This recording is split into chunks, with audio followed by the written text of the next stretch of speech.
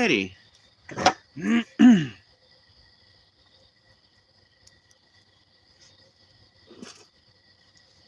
Excuse me.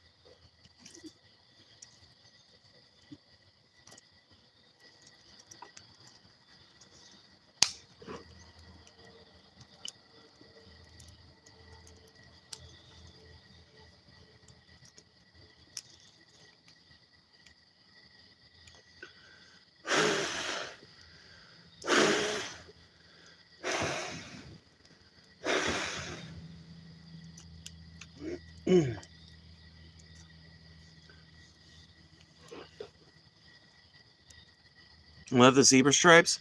I didn't even realize they were zebra stripes until a few weeks back when I was wearing the same top and somebody came in and gave me a similar compliment, and I really looked at the shirt and I was like, oh, I guess it is zebra stripes.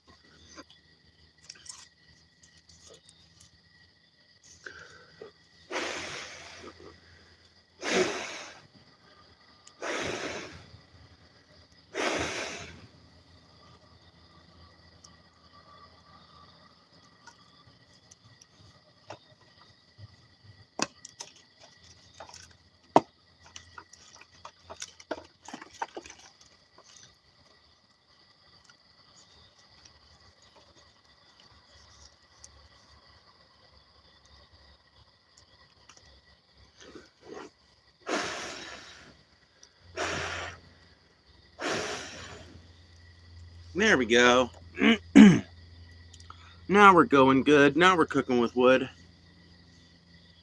Now we're going good. Now we're cooking with wood. Alrighty.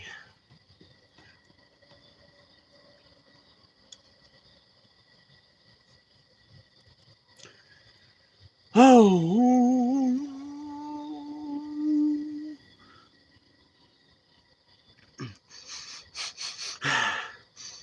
You guys smell that? Smells like regime change.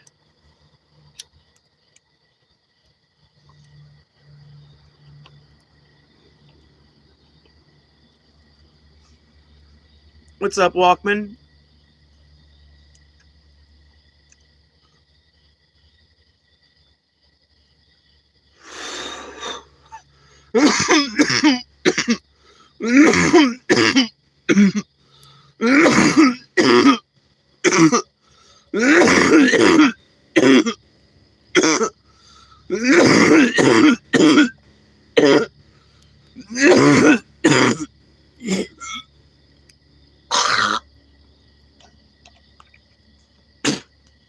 Whoa. Sorry about that, y'all. COVID? No, I promise. I don't got the COVID. I ain't got the vids. I might have long COVID or something, though. I probably do have some residual effects from the now 3 times I think I've had COVID-19. But, no, I don't presently have it. I'm just coughing for a very normal and understandable reason. Smoking on the gas. Life should be on Cinemax. Yes. Yes! You know they got a cure for that now? They have a cure for what? Dude, you know, that person's username is @TheRealDonaldTrump. It's definitely not the president, right? Because the president's got way more important things. Even a shitty president like Trump has way more important things to be doing than scrolling YouTube shorts at fucking 11 at night, right? So I know that's not the president, but dude, what would you do if you were making a live stream like this or something like that, and the actual president did pop in on like the White House official channel? Dude, what would you do?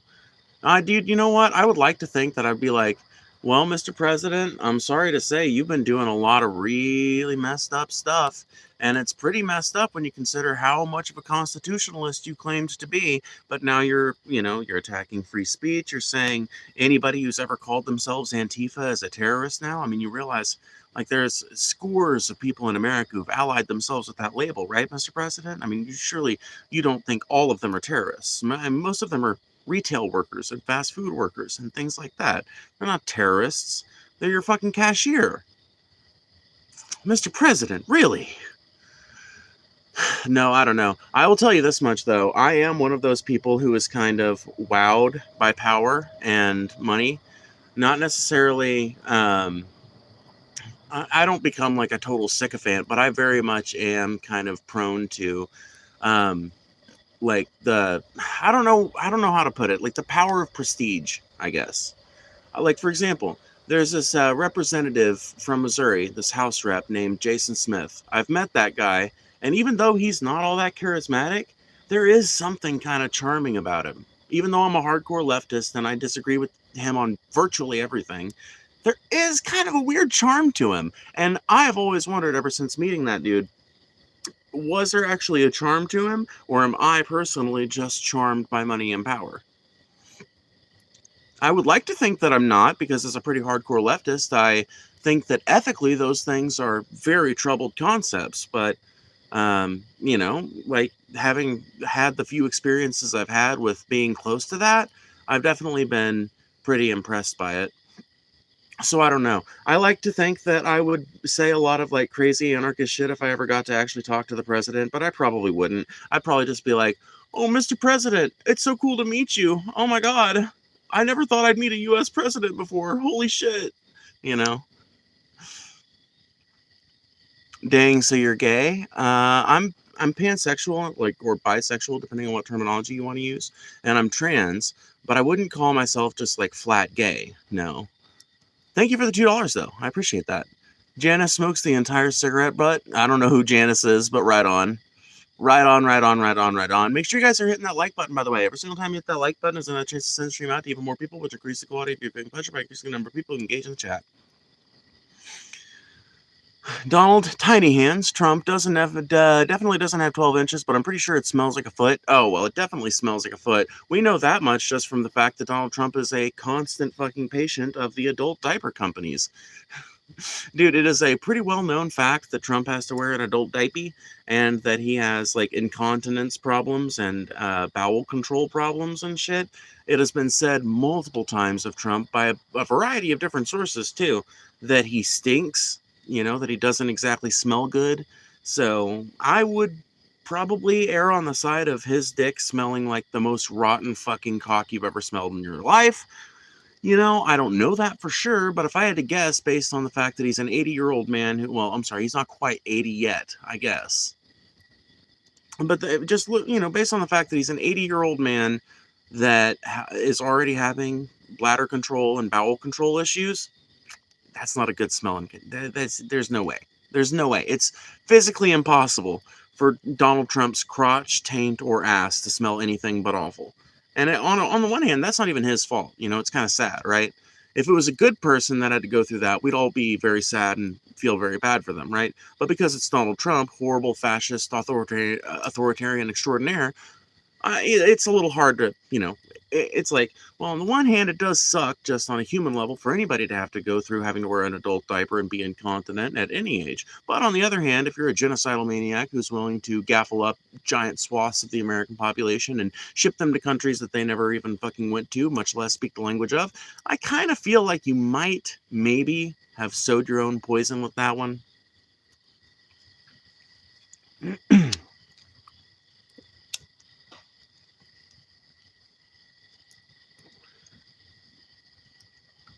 Boost Lee, I ain't no liberal, but the only reason I'm bringing it up is because somebody brought up, somebody was talking about his dick in chat. Somebody was talking about his dick and how it probably smells like a foot.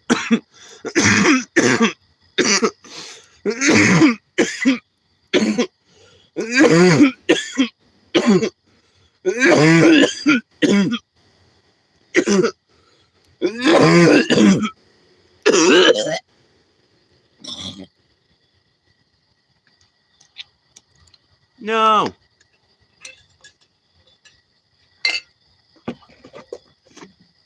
God, I hate it when I sound like that.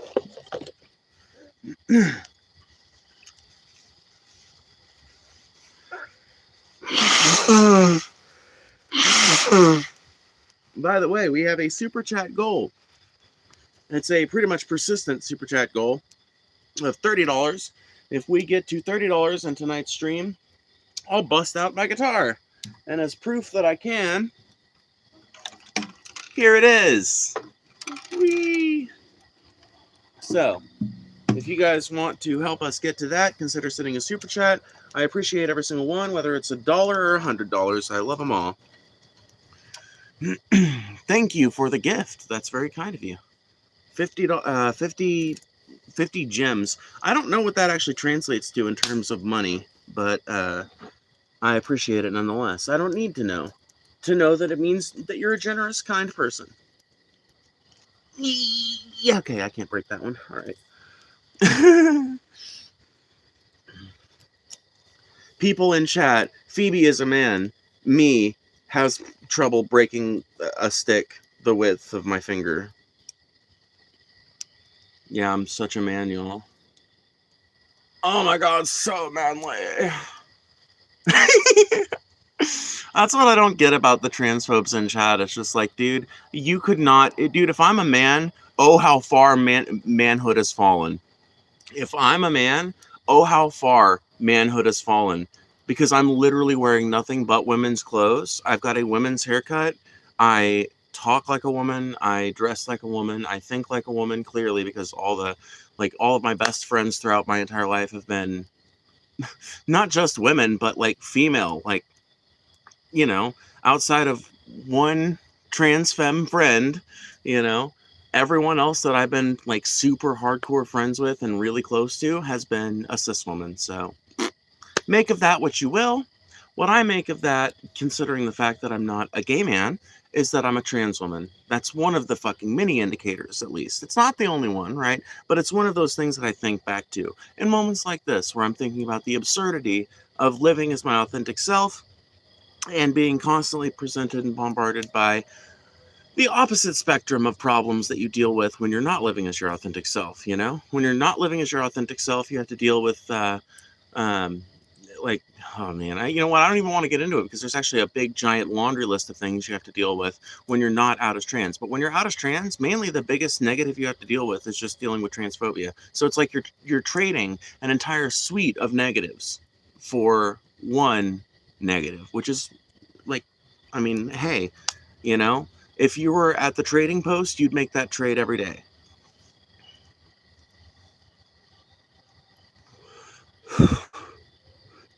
Look behind you. I'm aware there might be a cow back there, okay? For the record, I don't stream near their bedding area, okay? I don't stream near their bedding area, and this pasture ain't that damn small. So they choose to come up here and hang out near the stream. And I know that they do that because they will literally come up here close and lay down and shit, the goats and the cow. And then when I leave, you know, I'll see them sometimes walking back towards the barn or walking towards the back or something. And it's just like, man, that's kind of endearing. You know what? That's kind of endearing. You're not trans, you're beta, and you're incapable of fucking spelling. So I'm not going to take your opinion seriously even for a second, because it is clearly presented with no merit at all, because it's not even spelled correctly, much less researched and thought out. Why would I take your opinion seriously, especially over such auspicious sources as the American Pediatric Association, the American Health Association, the Mayo Clinic, Johns Hopkins, etc., etc.? What are a list of things you have to deal with when being a regular man?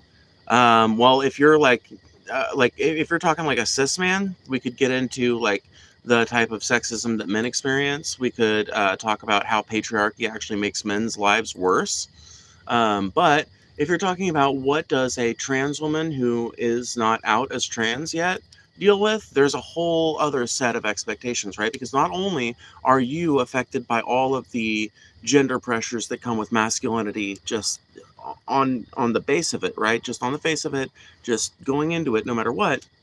but you're also faced with the inherent contradiction, the inherent internal contradiction of being someone who doesn't relate to any of those things, who doesn't feel any of the drives that other men experience, that you describe experiencing, and things like that, you know?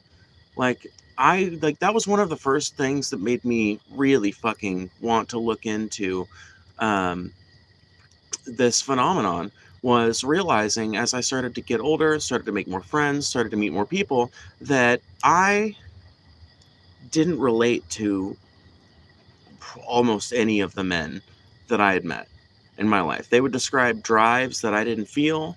They would talk about love in a way that felt foreign to me. They would talk about esoteric topics in a way that just seemed alien. And it took me a long time, but eventually I just realized we have brains that work fucking differently. That's the only explanation that I can possibly come up with. You know, it's funny, transphobes have this line that they'll use against transgender people, where they'll say that we are in contradiction of biology, when in fact, if you know anything about biology, especially as it concerns humanity, you know that trans people are actually a pretty stellar example of the intersection between psychology and biology. Oh shit, we got a $50 super chat. It's been a while since we've got one of those. Jesus loves you, please play the guitar. Okay, Hunter. Well, fucking thank you for the $50. I appreciate that a ton.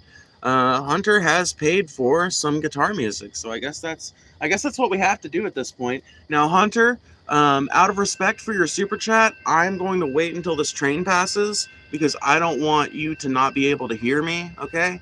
And I'm not confident that you guys can actually make out anything with a decent sound quality while a train is going by. So, while the train goes by, let's all, smoke up if you got them, smoke them if you got them, and I'll move aside so you guys can watch the train.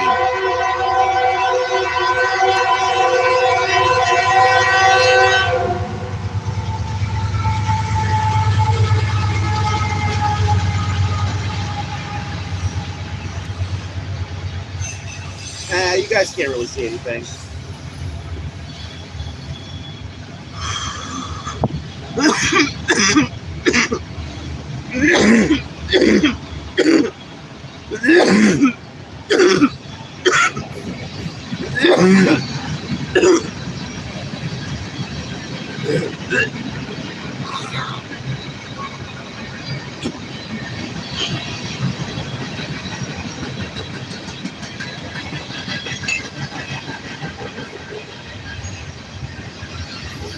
Oh, that feels so much better. Sorry. I know that's gross. I apologize. I know, I'm sorry. But you know what they say, better out than in. You know, one comparison I won't object to, people will occasionally compare me to Shrek or what was that? Fiona sometimes. I've had the Fiona comparison too. And I'm always just like, yeah, I am like Fiona, 100%. Yeah, I'm like Fiona once she becomes comfortable with being an ogre. Yeah, yes. Mm-hmm. Yeah. Accurate. Shrek is a W.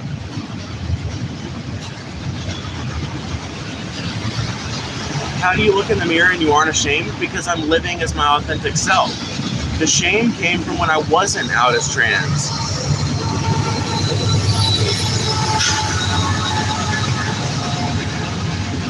This train has got to be a mile long. That was a mid-run engine. I forget what it's called. That was a mid-run power unit, basically. So I almost guarantee you they've got some engines at the back pushing it from the behind as well. They had 2 locomotives pulling it. So that's 3 locomotives so far. And it's been passing by us now for probably I'd say 3 or 4 minutes. We're still going. I don't feel like I'm hearing it get any quieter, which means that it's probably not quite done yet. How often do the trains pass? It just depends. I live right next to a freight route, so we don't have any passenger rail. Oh, I was wrong. There's no trailing locomotive. That's weird. Usually with such a long train, sometimes you'll see like 1 or 2 head units at the very back too, kind of pushing it along. But yeah, I would say when I was a kid, it was way less. It was like 7 or 8 a day, and maybe 2 or 3 a night. Now it's like 1 an hour, I would say, give or take. Can you go and learn about God from church? I was raised in the Christian religion.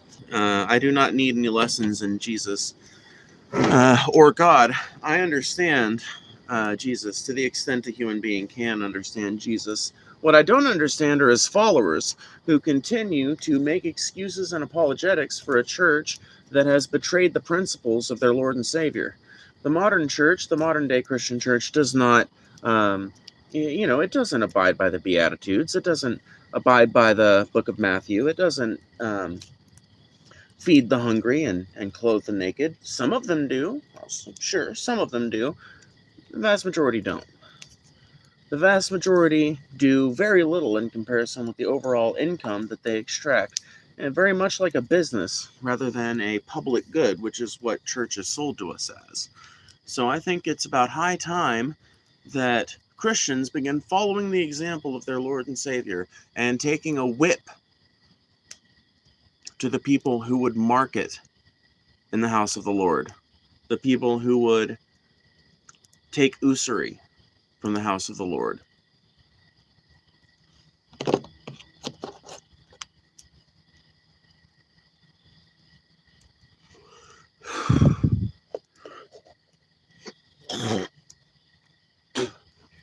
We're talking about church. Jesus isn't a church. Yeah, but me and you both know that a lot of people that go around trying to convince other people to believe in Christ are representatives of some kind of church movement. Let's not play like that's not the case, all right? Let's not be denialists now. But to to fulfill the goal, let's play some music because Hunter donated a whopping $50. I vastly appreciate it, Hunter. But Hunter donated $50, and he didn't donate $50 to sit around and listen to me, trash talk bad Christians. Which is really, for the record, that's my problem. It's got nothing to do with the idea. I think people are allowed to believe whatever crazy fuck bullshit they want. Whether it's backed up or not, I think you are allowed to believe whatever the fuck you want. Now, if you want to turn that into legislation, you better have some fucking facts to back your shit up. But as long as you just want to believe some shit, if it makes you happy, I'm fucking totally comfortable with that. Because who the fuck knows? Maybe you're right. Maybe you're fucking way the fuck wrong. It's an unfalsifiable hypothesis, just like my nature worship or my panpsychism, right? So I don't hold that against anybody. What I hold people to account for is people who want to be representatives of the Christian movement and are doing so at a time when the Christian church is fucking up so badly. I think the message needs to overwhelmingly be, yeah, tell you what, you know who proselytizes in here that actually makes me smile? People that say stuff like, hey, I just want you to know I'm a Christian too, but I'm not like these people. I'm not bigoted. I hope you know the church isn't all that way. Something like that. When I see somebody that's like that says, the idea is not bad, it's the way modern prosperity doctrine has fucked it up, right? People that can be nuanced about their faith, God, I love you guys. If any of you guys are listening, I love you people. People, Christians, Muslims, whatever you are, people of faith who can argue about their religion and who can talk about the failings of modern manifestations of it, you guys are great. So, guitarist tune, let us play a tune.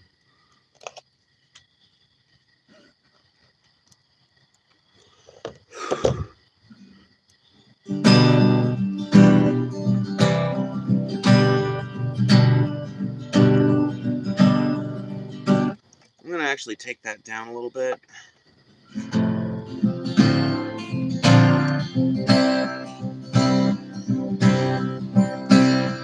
Come on, you people, wherever you roam, and accept that the waters around you have grown, and admit that soon you'll be drenched to the bone. If your time to use worth saving, well, you'd better swim fast or you'll sink like a stone, for the times they are a-changing.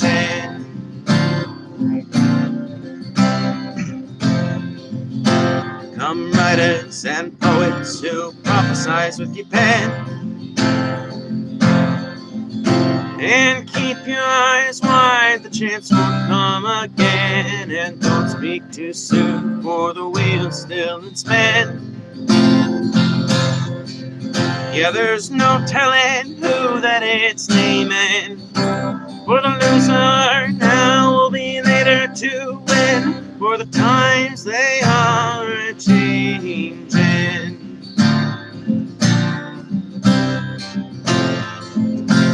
Come senators, congressmen, please heed the call. Don't lock up the doorway, don't block up the hall, for he who gets hurt will be he who has stalled. And the battle outside raging will soon shatter your windows and batter your walls, for the times they are a-changing.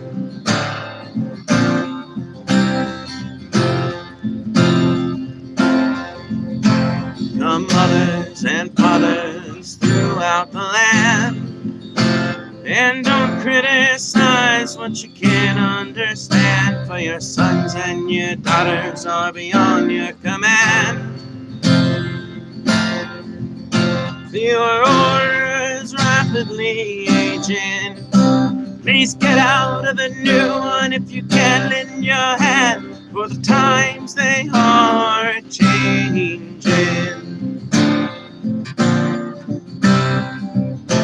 The line it is drawn, the curse it is cast, and he who's now first will later be last, as he who's now slow will later be fast. The old order's rapidly aging. Please get out of the new one if you can lend your hand, for the times they are changing.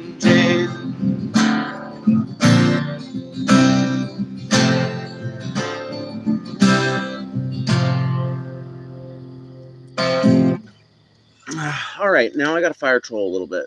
We got to get this fire back up and going, because it's looking a little anemic as it is.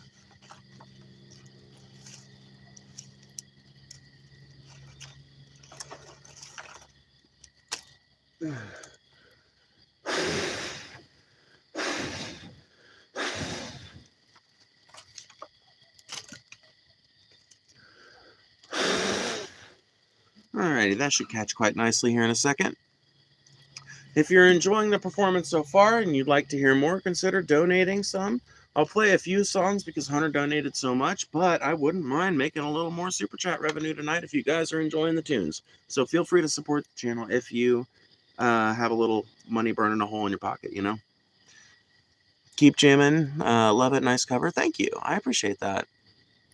Oh, why did that post? Why'd you delete that?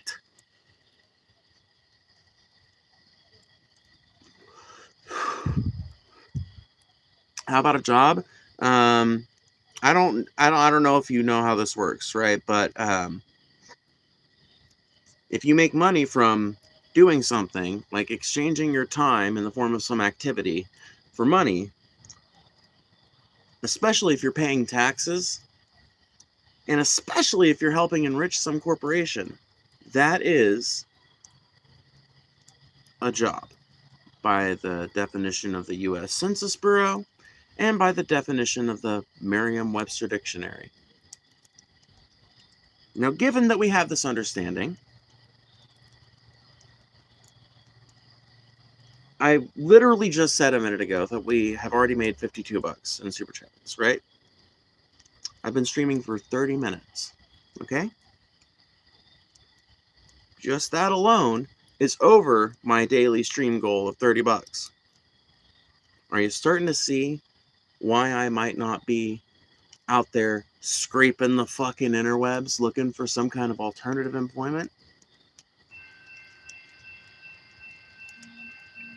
I don't know. I just feel like it's so difficult to explain to a person who is really fucking tied up on this idea of like they're never going to make it out of their horrible shitty like job. And I hate that people are in that fucking situation because it does feel fucking hopeless, right? But I feel like some people are able to live through that without getting super bitter. I was always that way. You know, I didn't start making money on YouTube until like fucking 6 months ago, you know? And I didn't start making like hundreds a month until like like I would say 3 months into that, you know?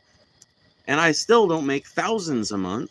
So, you know, there's a fucking like there's a non-zero chance that anybody who tries this fucking shit out will be successful with it, will manage to find some kind of niche. But most people who try at it fail, and most people who try at any business fail. And like restaurants, or I think obviously the famous example, right? Like I don't remember what the number is, but it's like 83% of restaurants or something like that fail within the first 2 years. New retail stores fail all the time. There's a really unique combination of factors to making a business work. And I don't know exactly how I managed to thread the fucking needle and get this kind of gig for myself, but I'm really glad that I have it. God, if I don't feel fucking like super, I hate to say it because I feel like the word has been corrupted by constant discourse, but I feel privileged to be able to do this, you know, and to like make enough money on it to pay my bills. That is fucking dope. But it also makes it very unappealing to ever want to even think about returning to the fast food world or the retail world, and that's where my fucking job experience is.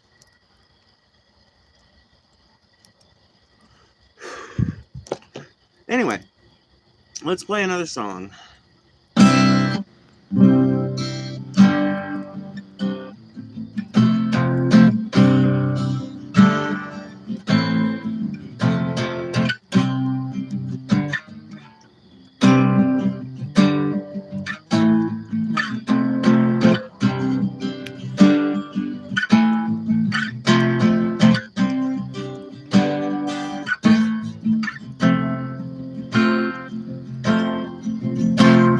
We sat on the boardwalk with plum wine and we watched the fog roll and swallow the bridge on the bay. Thought I could live here, but I'm still in high gear, sweating and freezing 3,000 away. Oh, Pennsylvania, 3 Mile Island, your coal fires buckle, the miners' highway. I'd love just to leave you, but it's good to see you. And old Philadelphia, hostile city, PA. And old Philadelphia, hostile city, PA. Where we all come from, most night of the black one, another proud beater, a boxer and saint. When he finally got caught, the cops made a few calls, they opened his cell, never fought him again. Oh, Pennsylvania, 3 Mile Island, your coal fires buckle, the miners' highway. I'd love just to leave you, but it's good to see you. And old Philadelphia, hostile city, PA. And old Philadelphia, hostile city, PA. Wake me when Steel City's roadwork signs shine in my face. Now I'm safe.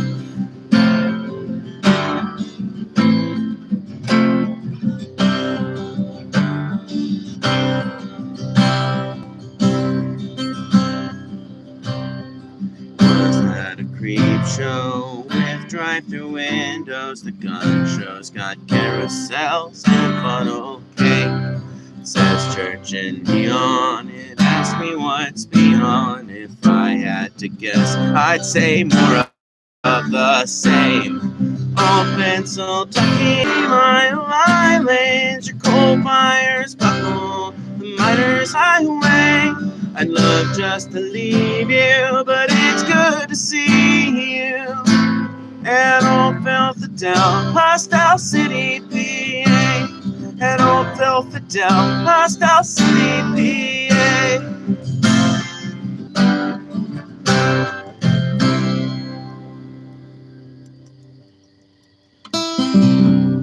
That's a good song.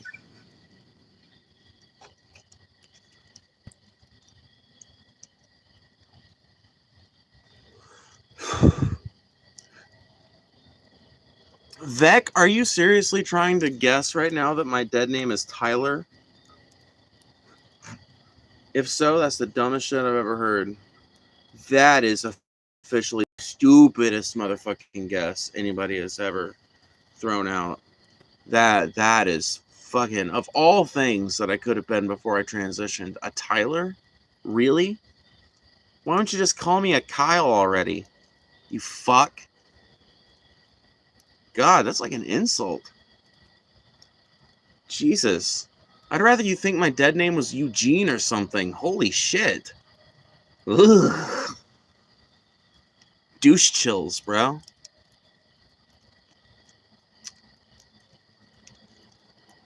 Eric Cartman. Why? Do I have a Cartman-esque personality? I don't think I do. I think I'm pretty un-Cartman-like, but I don't know.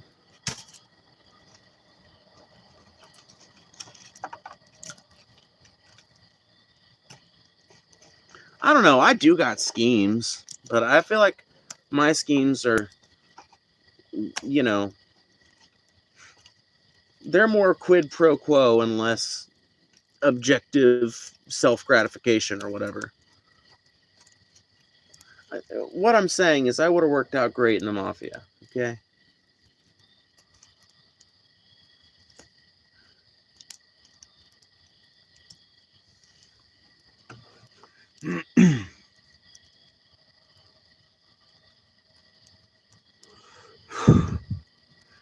Most of the guitar strokes were fake?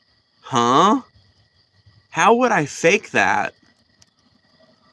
Man, that's just retarded.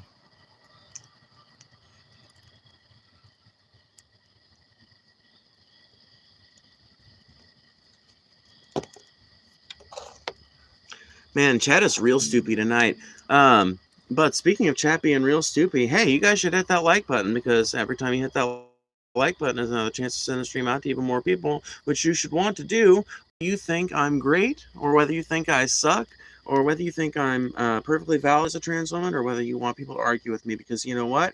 Hitting like and making more people come in here means more people can shower me with bullshit, or shower me with love, or whatever you want to happen. So hit that like button to increase your chances of better entertainment.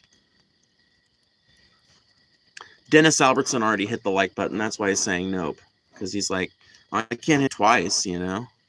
Understandable. I know you want to. I would want to too if I was watching me. Stop spreading bullshit? What bullshit am I spreading? Who am I for? I'm not a fucking demagogue follower, bitch. I'm not a demagogue worshiper. I ain't for nobody.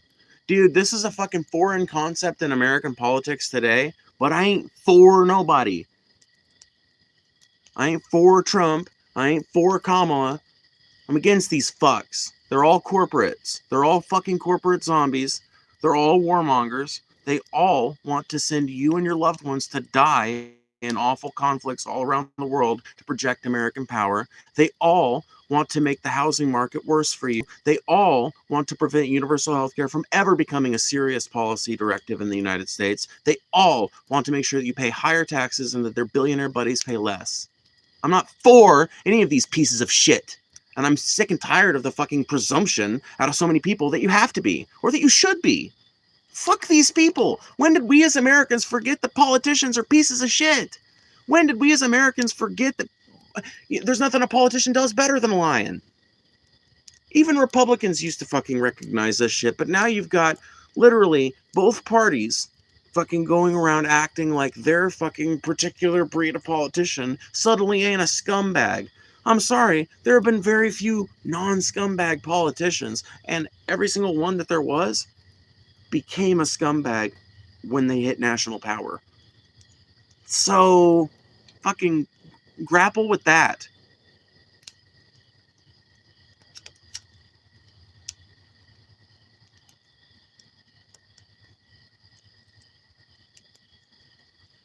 The rich convince the idiots to just fight with each other. Well, yeah, that's the thing. And, I'm kind of a part of that. I kind of like, YouTube incentivizes me to kind of be a part of that. But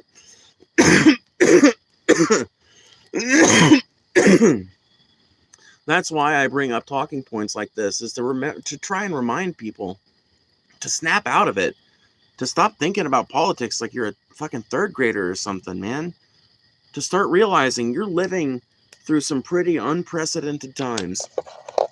And the decisions that you make in regards to your country's future, your community's future, and your family's future right now, they actually do bear a lot more weight than they have in previous years. I know everybody is always telling you this on the left, okay? I'm not one of those people. Go look at my stream 6 months ago. I was saying everybody was blowing Trump out of proportion. Literally, 6 months ago, I was saying, not even 6 months, 3 months ago, I was saying, I think people are blowing Trump out of proportion. I think they're being pretty fucking alarmist about it. All Republicans do fucking ICE raids. All Republicans are harsh on immigration. It's just something, right? But then the ICE raids just never fucking stopped and never let up. And in fact, it got worse. And now they're being tacitly protected by the National Guard, which is being deployed to simultaneously protect ICE in their totally unconstitutional process of hunting down every fucking illegal immigrant in this country. By the way, I'm not saying it's unconstitutional to hunt down illegal immigrants. I mean, it kind of is under the it is under the framework that they're doing it, but just the idea of going and getting somebody that's breaking the law, I'm not saying that's unconstitutional. What I'm saying is unconstitutional is profiling somebody on the basis of their race and presuming that they might have done a crime, as in crossing the Mexican border illegally, the US Mexican border, I should say, illegally, just purely based on the fact that they're fucking Mexican. That's not grounds. I'm sorry, that's just not grounds. That cannot be grounds. Too many Mexican people that live in this country and are fucking naturalized citizens, or literally citizens from birth, to parents who are citizens from birth. You realize how many fucking effectively Mexican families were remained in the United States once we took over, like the Mexican territory that now makes up the southwest of the U.S. A lot of people don't even remember / realize that was part of Mexico, and so they just they assume that every Mexican person they see in the Southwest is some motherfucker that hopped the border 20 years ago or fucking 2 years ago or some shit like that. When the truth of it is, especially in little small towns in New Mexico and shit, there are literally families you would identify as Mexican effectively that have been living there since the fucking Spanish conquest of Mexico or recently thereafter.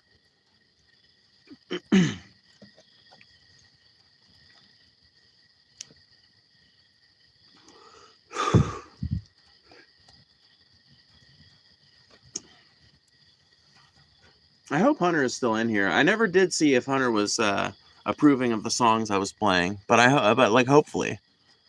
Why don't you just live your life? I do live my life. I don't care what anybody has to say about my life insofar as like letting it affect what I think or do. What I do allow myself is the opportunity to respond to that kind of thing, because frankly, somebody's got to have it, right?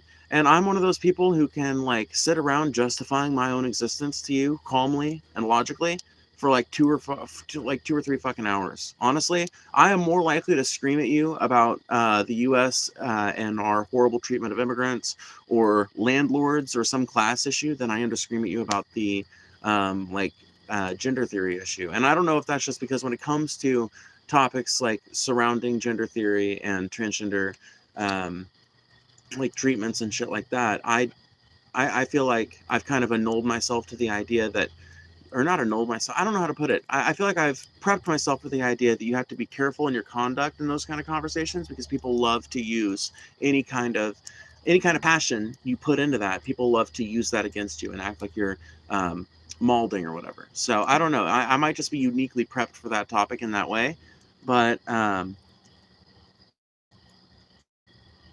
think somebody's got to have the arguments, right?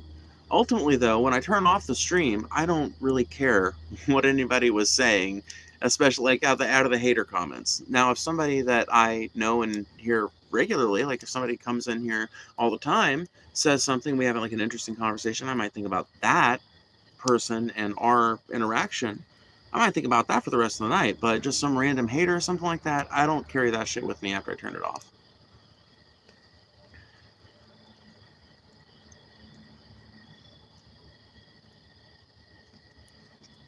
Aww. Fucking Desi. That's so sweet. Dude, I didn't even see it. I don't even know if Desi is still. Desi sent me 20 on fucking Cash App, which is really fucking kind of her. So, you guys should say that you love Desi, because she's super fucking cool. Desi Corvus in the chat.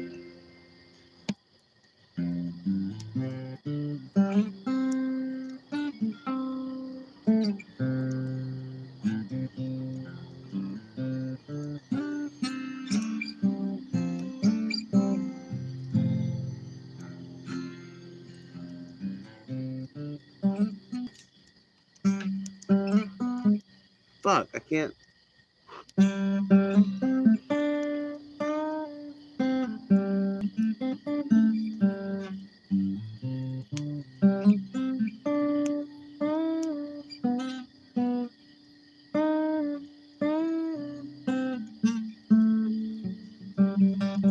Fuck it! I fucked it up. It's okay, but I did fuck it up.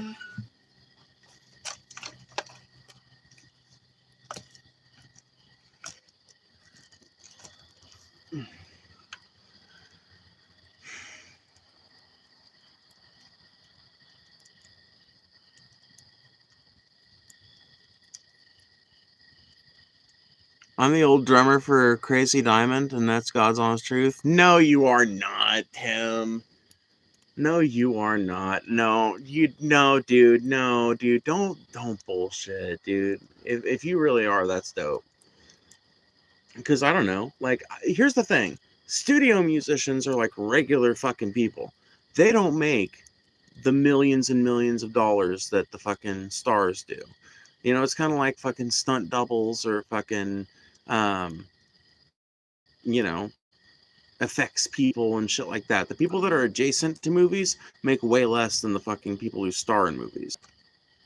So it would not, you know, necessarily, like, I've met a couple of people who have been studio musicians for some less auspicious spans, you know, not necessarily inauspicious or whatever, just like, you know, people that weren't as famous as fucking Pink Floyd. Google me? Okay, fuck, dude. All right, bet. Dude, that's fucking wild. Dude, that is fucking great. Hey, that's fucking cool. That's cool as shit.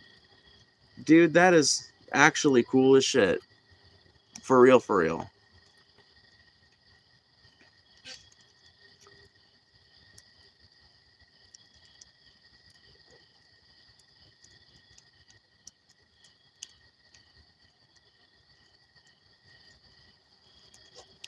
Have some responsibility? For what? What are you even demanding out of me?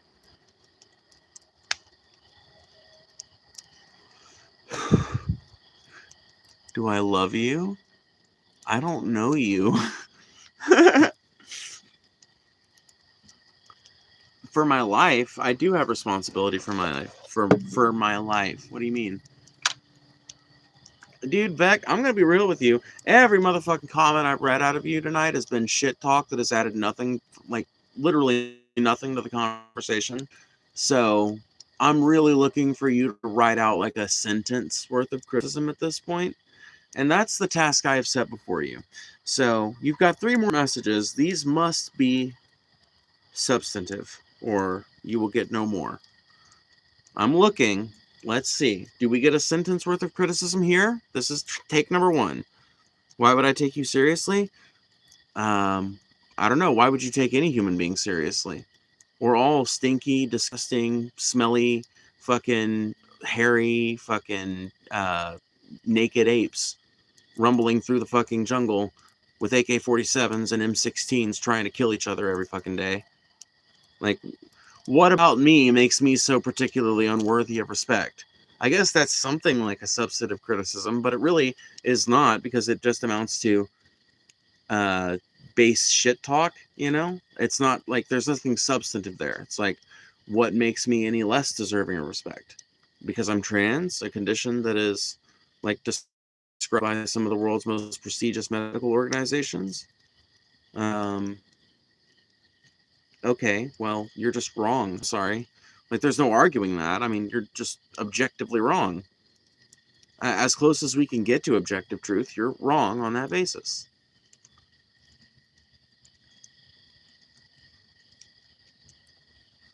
It's not a condition? Yeah, see, that's where you're wrong. But people like you will never do the research.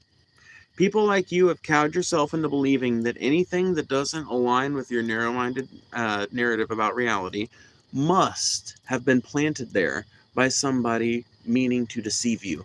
You have the worldview of a schizophrenic.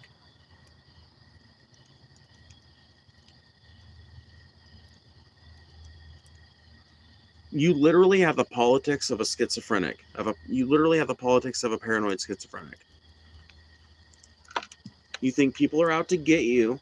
You think the narrative, like the ongoing narratives about reality, must all be false because they don't fall in line with what you're being told by your demagogues and by the people you look up to. The only difference between a paranoid schizophrenic and you is that a paranoid schizophrenic, the voices directing them are inside their head, and for you, they're on your TV and in your phone.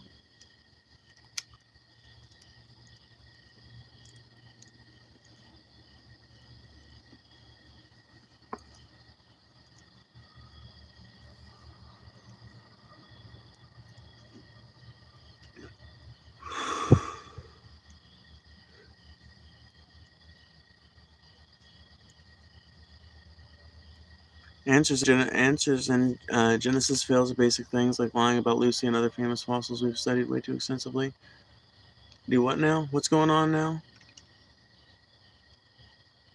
Yeah, Ben, like, literally, Vec is fucking so pissed off that he can't checks notes, talk a bunch of stupid shit at 11:30 at night. Like, I'm sorry, I'm not moved by your concern. I'm not moved by your appeal. I remain unmoved. I think you just projected there. I don't even remember what I said, so you'll have to, you know, you'll have to remind me.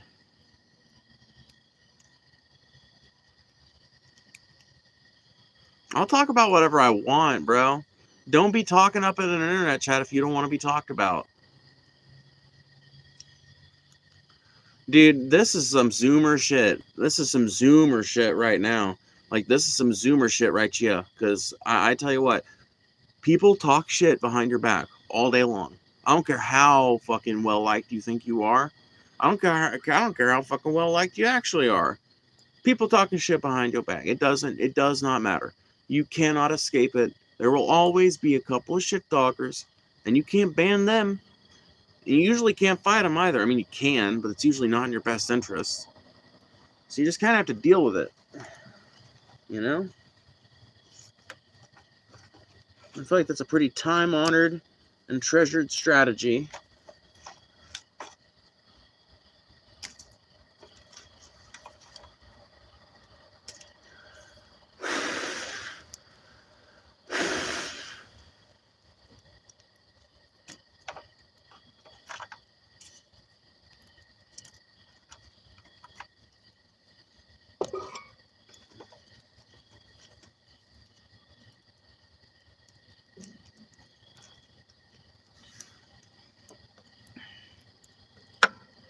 I think Vec was timed out. There's nothing I can do to undo Vec's ban.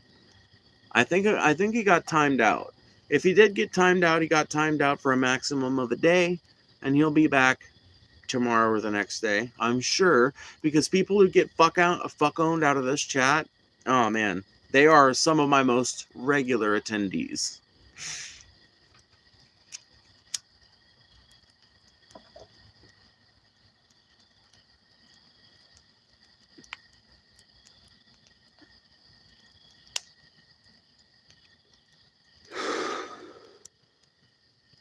Dude, the strain I'm smoking is apparently called hairband.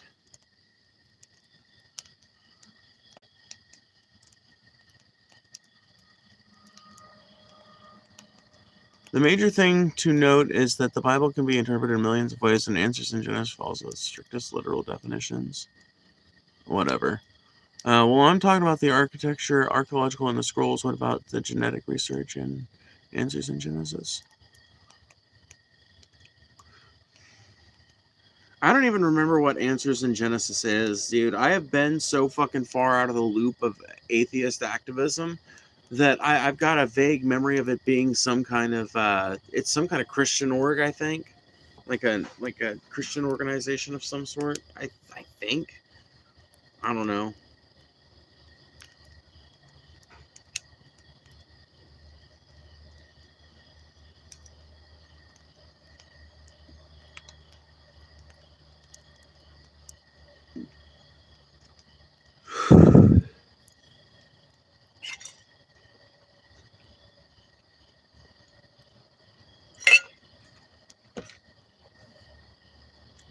Have to disagree. The bent of the Bible is pretty clear. I don't know, Book Blaze. I'm not going to say million interpretations. That's pretty silly. But Book Blaze, let me ask you this much. Book Blaze, were you raised as a Christian?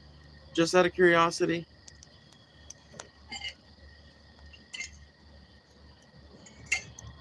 I think I remember I was talking about this and you saying you were.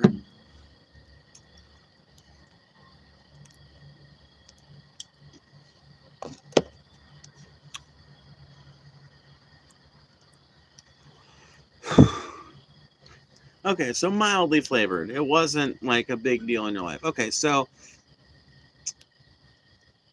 here's the thing. If you, like, the more of your life and the more of your worldview that you predicate on Christianity, the more of the Bible you have to find convenient explanations for. And that is one thing that being raised adjacent to any kind of strict interpretation of Christianity will do to you, is it really will teach you how to think like a sophist, right? How to think like a sophist, basically. How to turn what almost anybody who reads it is going to interpret one way, right? And make it like sound better, make it digestible to a normal person. And that's really what a preacher's job is more than anything. You know, seminary is all about learning how to turn these pretty reprehensible religious books into something digestible by the masses.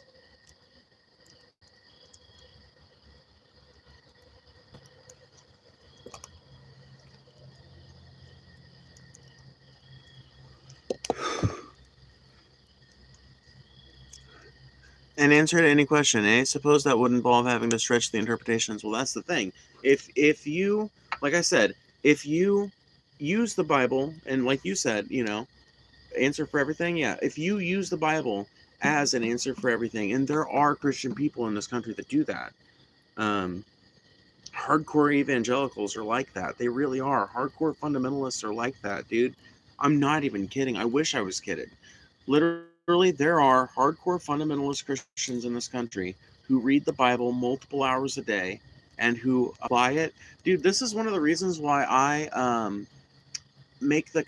why I sometimes make the comparison between Wahhabists and other forms of Islamic extremists in the Middle East and religious fundamentalist Christians here in the United States, because you know, really the primary difference between them, well, there's two, right? Number one is color of skin, and number two is the manner of dress. And honestly, the color of skin one is iffy. There are definitely Southern people who have tanned enough to be looking a little Middle Eastern, and there are definitely Middle Eastern people who you wouldn't know if they were Middle Eastern if they didn't tell you, you know? So, it's not necessarily a universal thing, but the manner of dress tends to be different, you know? You look at Ali Khamenei, he doesn't exactly look like a Pentecostal, right?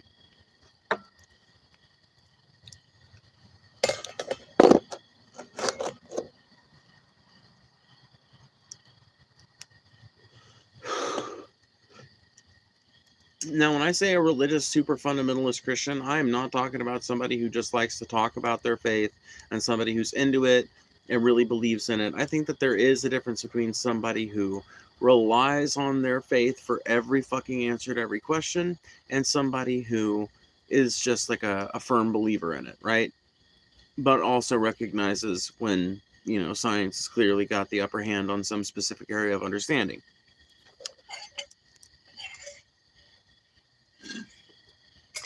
Most Christians in America aren't hardcore fundamentalists, but it is a growing movement. While Christianity in general, I don't think has seen a lot of growth in recent years. I know it's having a slight resurgence, but I think, um, at least from what I can tell, hardcore fundamentalism is growing.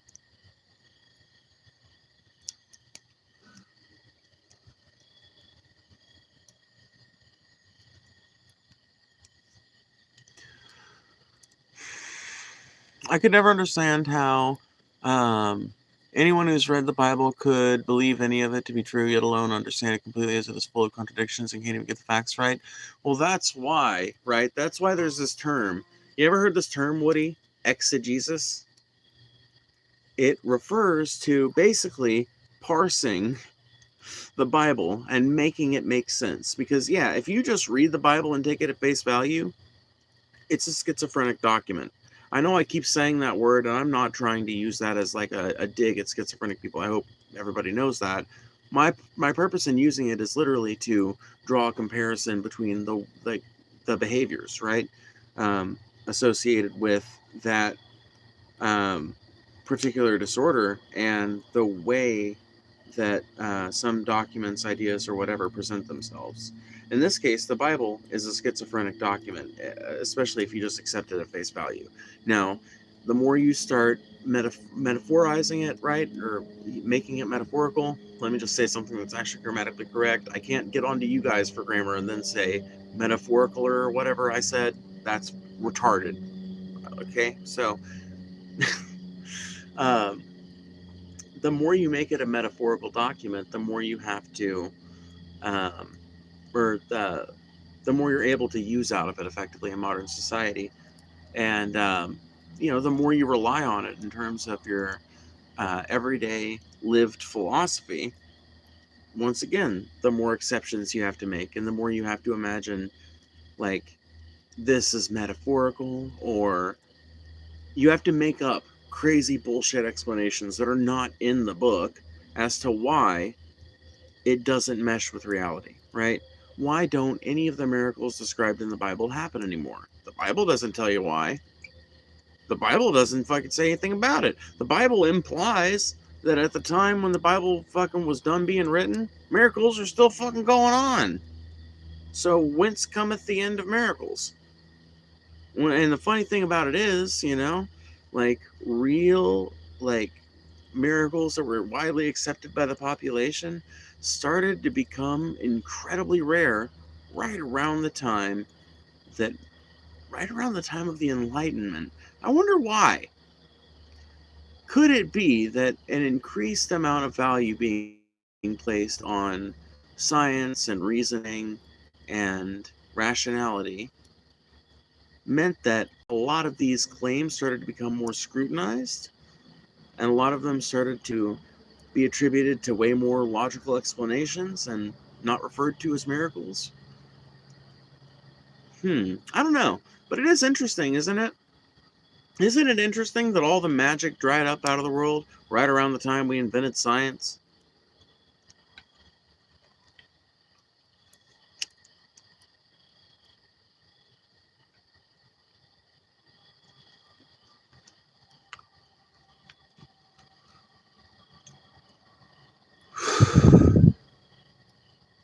I have personal miracles that happen to me every day, to be honest. I'm happy to see the little whispers of wonder and joy. Oh, well, I'm not talking about that, of course, obviously, right?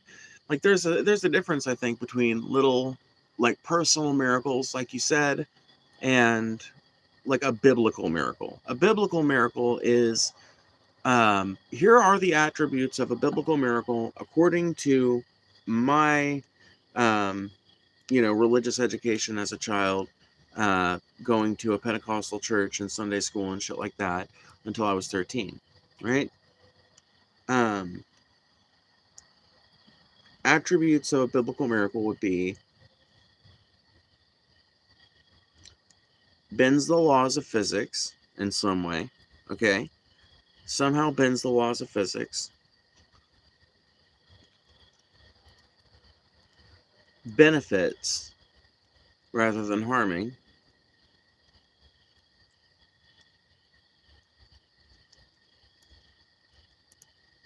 and is enacted by somebody who is in some way connected to the church through an official capacity of some kind. That's what I attribute to that. Those are the attributes of a miracle in my mind.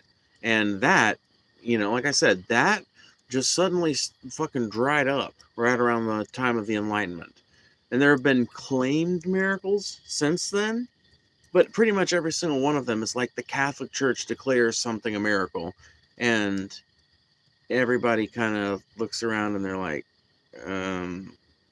that has a completely scientifically sound explanation, but okay. All right.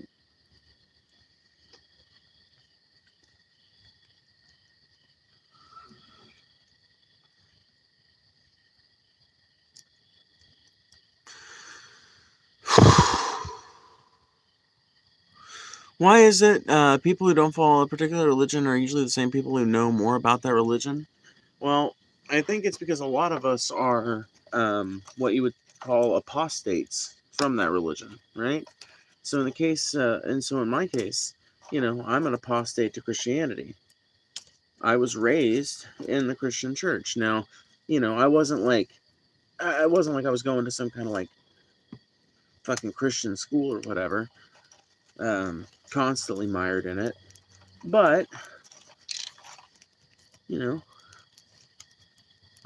I did go to church every Sunday with my grandma when I was a kid, and we stayed over there a lot of nights when my parents had to work, and she very much was a a fundamentalist. Now, she was what I would call a friendly fundamentalist, which is to say, um, she really legitimately prayed every night. Um, the Bible was one of her favorite books to sit around and read. But she was also very kind and compassionate and understanding and everything. Didn't think of herself as some kind of perfect person or holier than thou or anything like that. So, really wonderful lady, despite having this hardcore religious belief, which is one of the reasons why I know people like that can be perfectly fine people. But I do think that it produces, more often than not, a set of tendencies that I think we would be best off avoiding.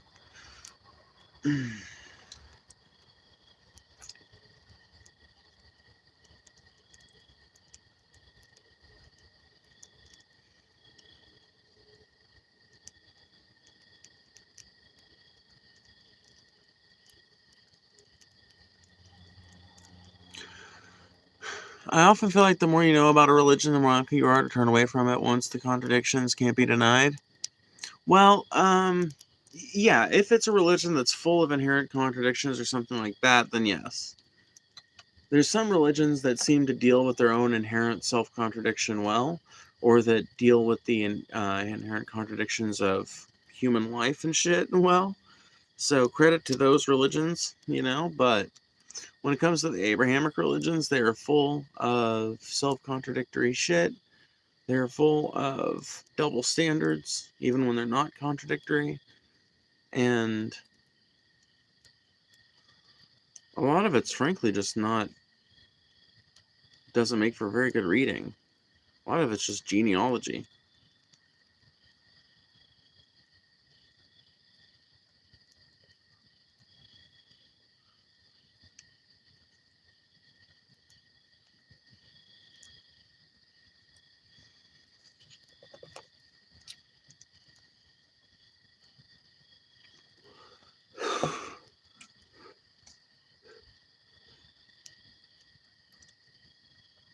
Legitimately, though, vaccination is a goddamn miracle. We need to thank it every day. Well, I mean, yeah, if you think about certain human advancements as miracles, then yeah, you can see miracles every day. It's like Insane Clown Posse said, you know. Do you notice and recognize miracles? Are you a believer in miracles? Do you notice and recognize miracles?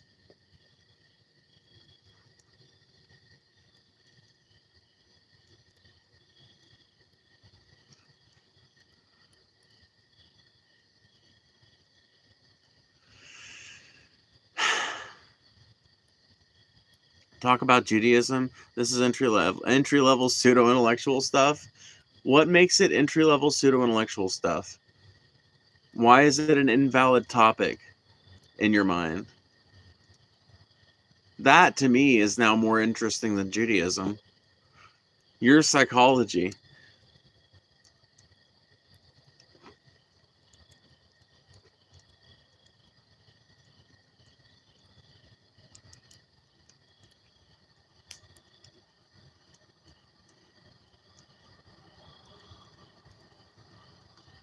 Dude, you know why I don't want to talk about fucking Judaism?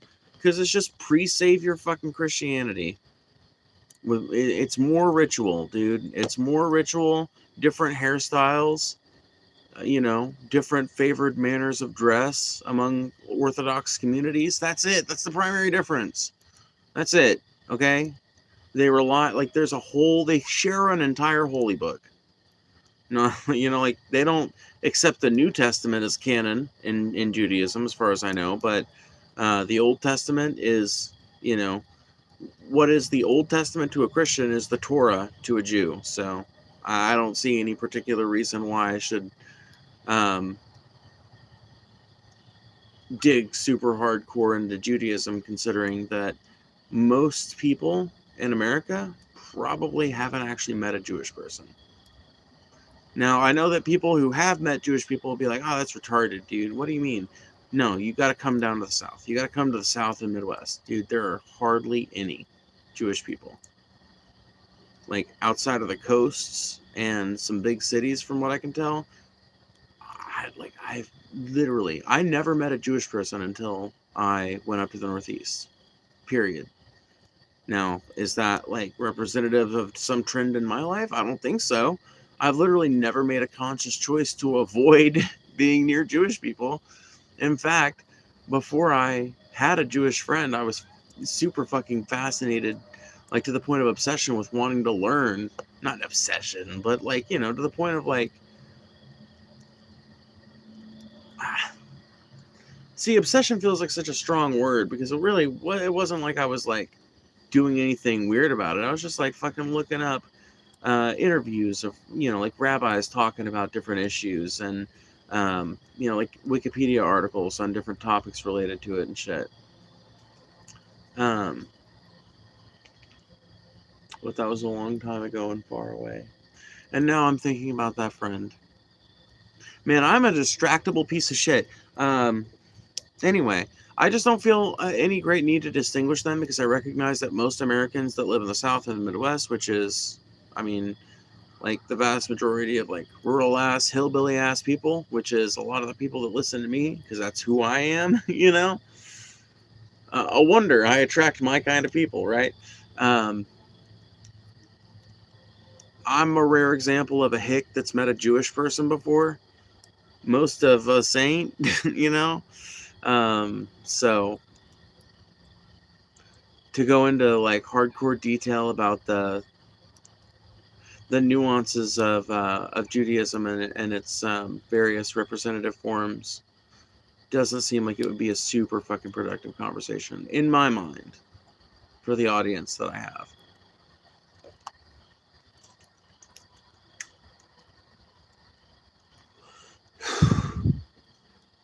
You're in the Northeast. Please tell me PA. No, no, no, no, no. No, I'm not in the Northeast, but I have been up in the Northeast a bunch of fucking times. No, I live in Mississippi. I grew up down here till I was 14. Then my parents divorced, and I moved up to Missouri with my mom. Lived in Missouri, until I was like 22. Yeah, 22. And then I started living in a minivan, traveling all over the country. Um, and I consider myself to have lived in a state if I stayed there for more than 2 weeks. If I've stayed there for more than 2 weeks, I've lived in that state because at that point, I've had to go to a bunch of fucking truck stops and gas stations in that bitch. I've had to drive a bunch of their roads. I've gotten to get a fucking decent feel. You know, I can't say. I guess maybe it's wrong to say I've lived there, but I've at least sampled it very well, right? And maybe I should make that distinction with certain states. But like New Mexico, I can safely say I've lived in New Mexico because I've spent like I added it all together once, and I've spent like fucking 4 months worth of time in New Mexico. So, you know, if you if you lived somewhere for 4 months, you would consider that having lived in that place. You lived in Mexico for 4 months, you wouldn't say I stayed in Mexico for 4 months. You would say I lived in Mexico for 4 months.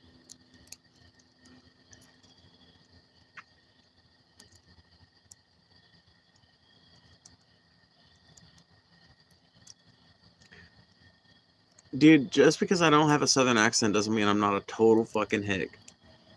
If you could see like the property I'm on, trust me, you would agree with me. I just happen to be an articulate hillbilly, okay? We're out here. There ain't that many of us, but, you know, distributed amongst the foothills of the Appalachians and the sprawling, swampy plains of the Delta. There are a couple. Dude, and you know, the wild thing is, you know, like, you should know, because I guarantee you your ass has seen Oh Brother, Where Art Thou? And there's a perfect example of my kind of person in that movie.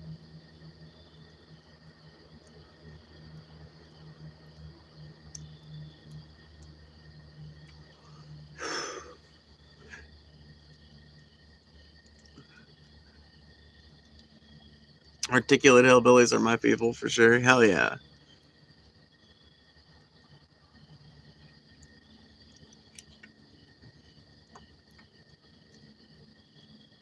Okay, Terry.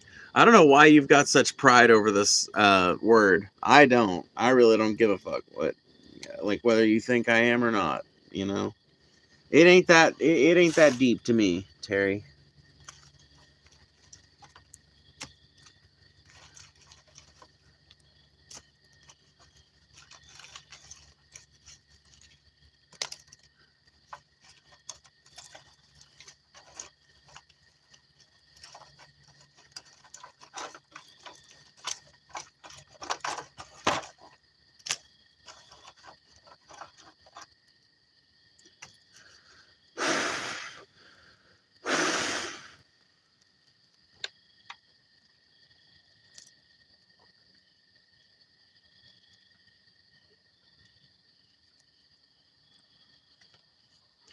Yeah, but what does that have to do with anything, Terry?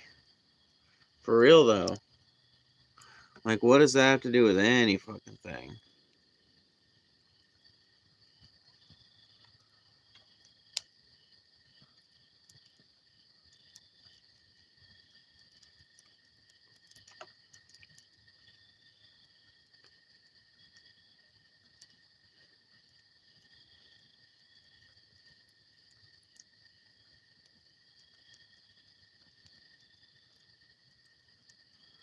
Terry, I think your problem is that you just ain't ever heard the fucking phrase.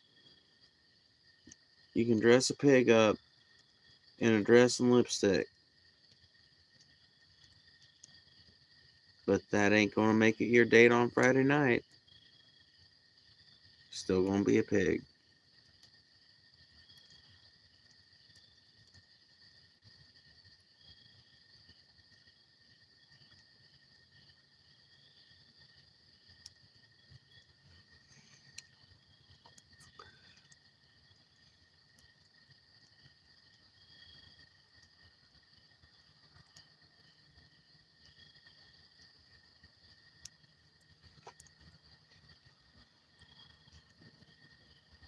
You all think you know everything nowadays and you don't know half of it.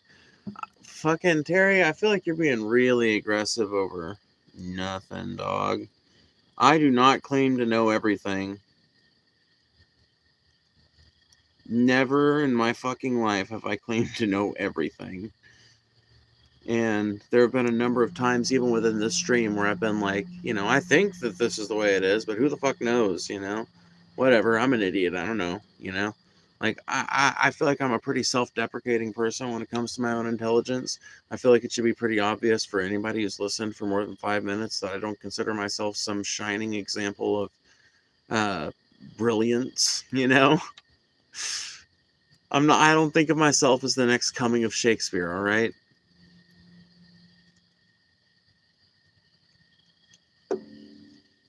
I might make a joke like that every so often, but that doesn't mean that's actually how I fucking see myself. All right?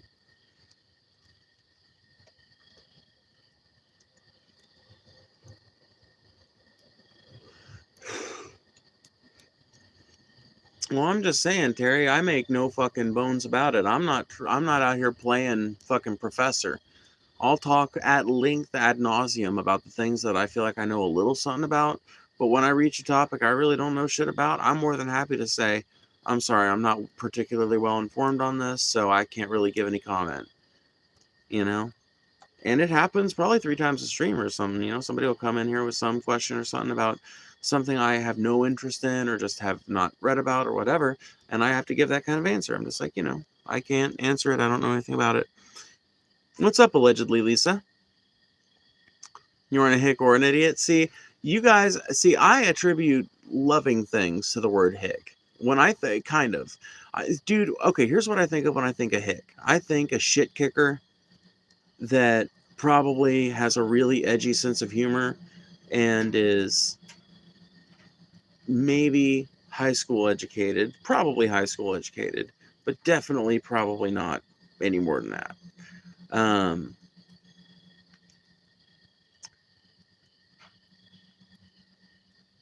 I feel like, in my mind, the word hick has a connotations that would associate it with the South and particular parts of the Midwest, but I might be wrong on that. Other people might have a different interpretation. And I'm thinking somebody that's a little bit trashy, right? So I'm thinking a trashy, at least mildly trashy, shit kicking hillbilly type. And that is to say nothing of their politics, because I've met a ton of people that I think we would all agree are total hicks, and their politics have fucking ran the gamut. Everything from fucking Nazis to hardcore anarchists, Everything from fucking regular old Republicans to regular old Democrats to fucking crazy ass anarchist lefties and crazy ass Nazi righties and everything in between, dude. It's an attitude, it's a class thing, and I also think it's kind of geography based too. But I don't know. It'd be interesting to hear what you guys think, like what y'all's interpretation of that word is, because in my mind, that's what I'm thinking, right?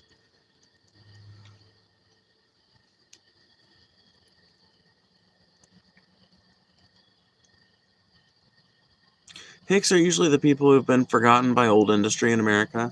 Right. Well, you know, so am I onto something or not? Because I feel like that, flies right in sync with what I was just saying about like it being an attitude and a class thing, right?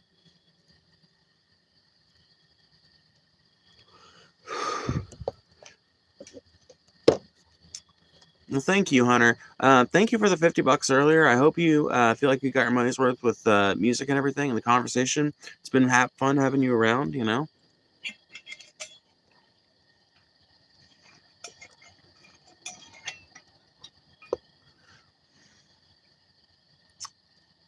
Yeah, usually deep South Appalachian folk, right?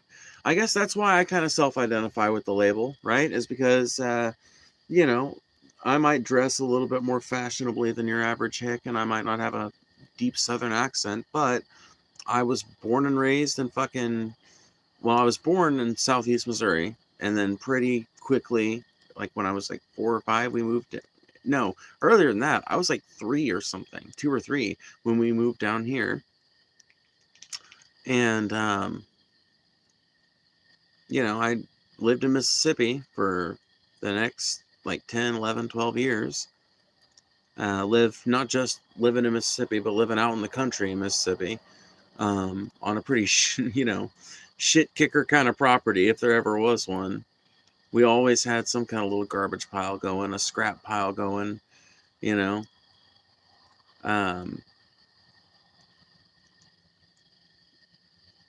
We had a functional house, but it was like very much not glamorous at all. Very much on the bare bones side of things, if you know what I mean. Like, I don't even know, dude. I feel like, maybe it would be an interesting topic for a video if I actually just sat down and wrote about it. Because there is something to be said about the kind of poverty I grew up in. And I don't even look at it as necessarily a bad thing that I grew up that way. Like there were definitely some pretty lean times, but I feel like despite the fact that we lived under such shoddy conditions, I feel like we really did manage to make the best of it. Consistently managed to make the best of it.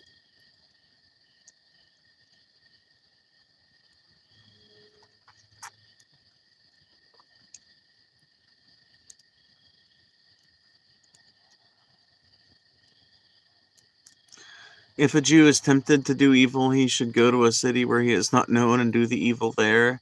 Does the Talmud really say that?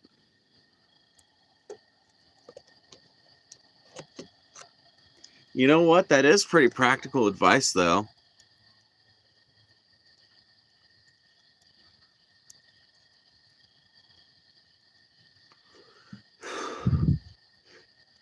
I mean, is it not practical advice, Shadow Band? The only thing I'd change about that statement is anybody. I would replace it with Jew, no, anybody.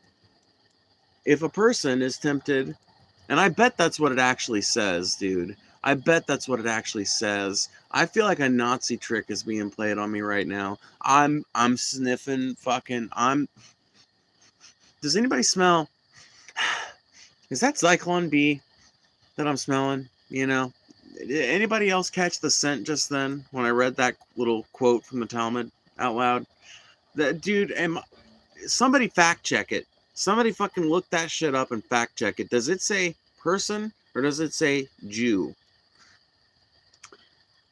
Because it's a little bit more, I think it's a little bit more condemnatory of the Jewish faith if it says, Jew specifically.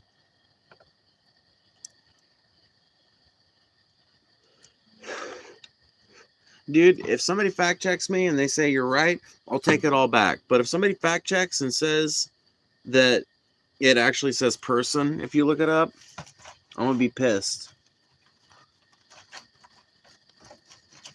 I don't like no Nazi memes, bro.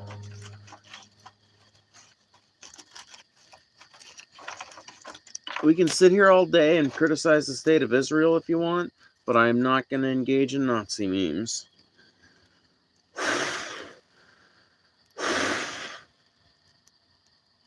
So let us see. What is the tale of the tape?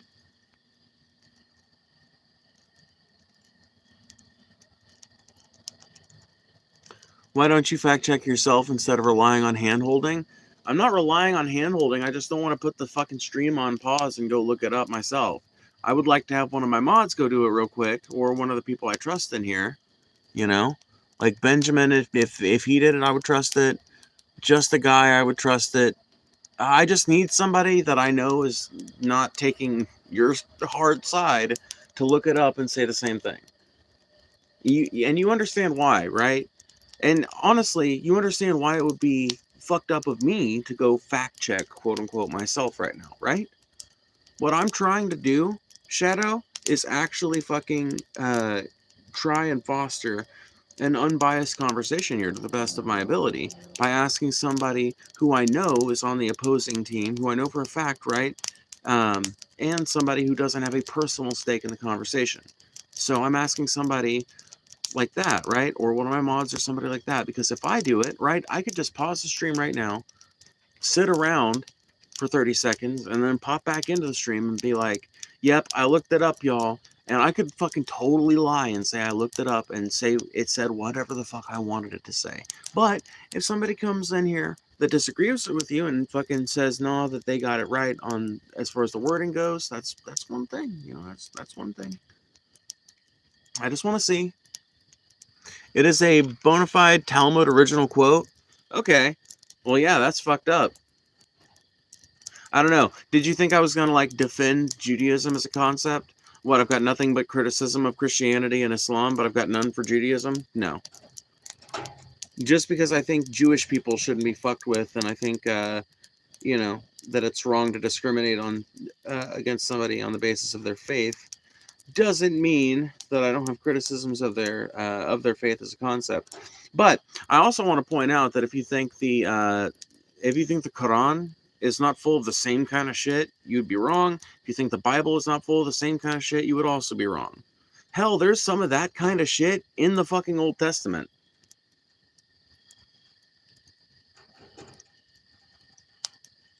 Can't vibe by fire anymore. Gotta have all the answers. That's my thing, Ben, dude. You just fucking raised a great point. I am a fucking stoner sitting around a campfire having a conversation with you guys. Why? Why? What is it? Why do you guys look at me? Not all of you, but why do some of you guys look at me like you expect me to be like some wise old sage that knows every fucking thing there is? I ain't that. That ain't me. I'm a crazy old fat bitch from Mississippi that sits around talking shit on the internet for a living. You know? That's the extent of my knowledge.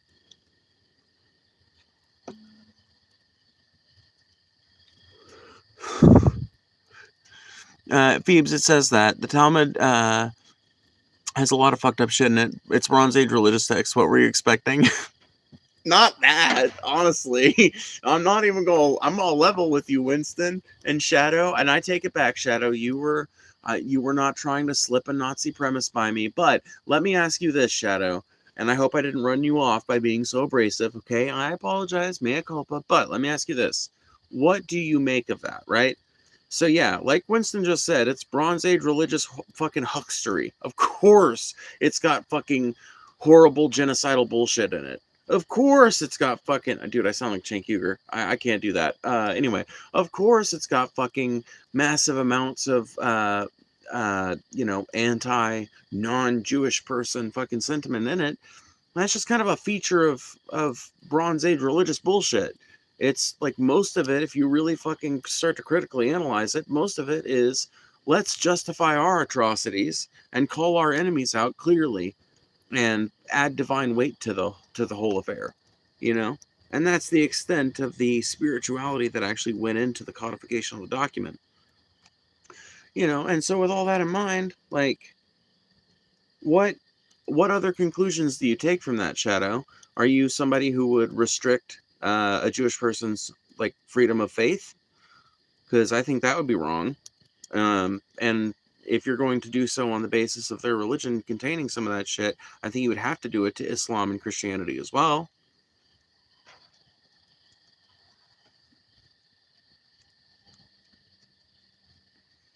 Well, that's why I'm asking you now, Shadow. What conclusions are you taking from that, right? Because what the conclusion I take from that is, yeah, it's fucking Bronze Age bullshit that a bunch of people cling to like it's fucking truth, despite the fact that it's obviously bullshit. Just like Christianity or fucking Islam, or probably a bunch of other faiths that I'm just not that familiar with, so I can't rattle them off the top of my head.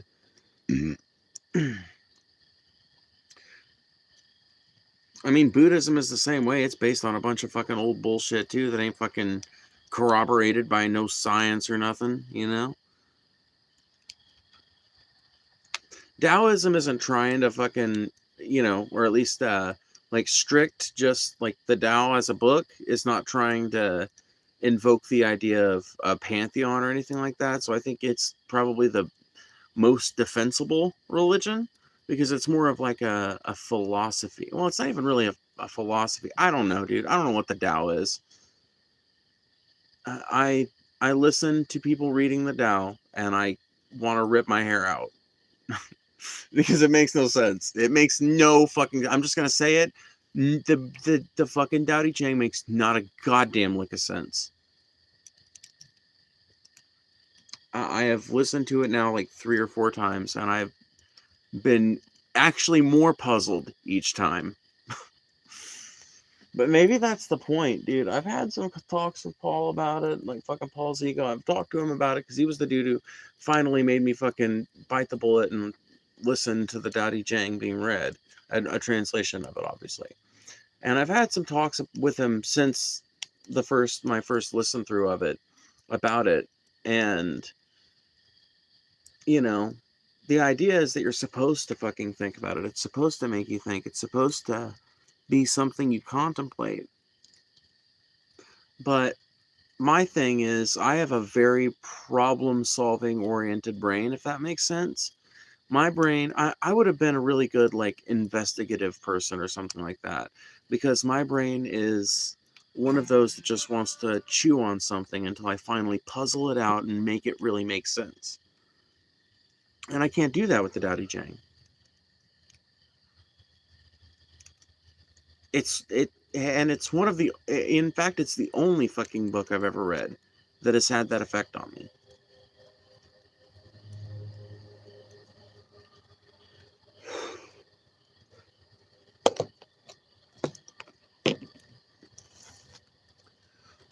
Who knew the ideas you'd be blessed with on a random live on YouTube? Yeah, 100%. I'll catch you again. Hopefully not talking religion. Have a good night. Aw. I'm sorry, Sherry. Gotta search for these lives? Yeah. It's almost like the Nazi followed the teachings of the Talmud. If you're such a detective, you're really behind the curve on the Jewish topic. Well, Shadow, I've asked you like a bunch of times now. I'm gonna fucking scroll up again. Have you answered? Have you answered? Okay, so Shadow, I'm gonna ask you one more time, and I just want you to fucking say it outright. You know, this is a place where I invite people with controversial opinions to come out with them. I do not like arguing with people in bad faith. You know, I'm a firm believer in Daryl Davis, the dude who got 20 clan robes off of dudes who left the clan because they couldn't stand being part of an organization that was so dead set against black people when they knew such a fine example of a human being that was black. Right? I'm a big believer in that figure. So I just want you to come out and say it, right? I'm going to ask you one more time. What is the prescription that you draw from the fact that the Talmud has violent rhetoric in it, basically? Violent rhetoric that is opposed to all other religious groups on the planet. What is your prescription for that? What do you want to happen as a result of this information? Why are you bringing it up, in other words? Yes, and you will answer it or you'll be banned. Yes, that's my question. I read your fucking quote, we fact-checked it, and I gave you the fucking mea culpa. Now I want an answer. What is your prescription? I've given you my answer on the quote. I've told you what my fucking prescription is. It's Bronze Age bullshit. Whole bunch of other religions fucking believe a whole fucking host of crazy bullshit just like this. What makes this special? Your answer is to say it's way worse, but my answer is to tell you that Muhammad literally fucked a 9-year-old. Okay? I'm here to tell you that the Bible openly literally openly praises the slaughter of an entire city and the taking of women and children as slaves and sex slaves. I'm telling you that the Christian Bible gives specific instructions for how the Israelites are to keep slaves. I'm telling you that the fucking hadiths are beset with all kinds of justifications for Muslims to kill other members of other religious groups. I'm here to tell you that this idea that the Jews have a uniquely horrible Bronze Age religion is a Nazi idea. And that's why I'm pretty obsessed with knowing what your motivation behind bringing this up is. Because there's really only one kind of person that is really obsessed with talking about how bad the Jews are. And you want to guess what kind of person that is? See, because I got no problem saying, yeah, the Jews believe some stupid, crazy shit. So do Christians. So do Muslims. Yeah, obviously. Duh. I'm an atheist. I'm not defensive of any of these beliefs. But it's another thing entirely to pretend like one of them is uniquely evil and like something ought to be done about it. That is Nazi shit.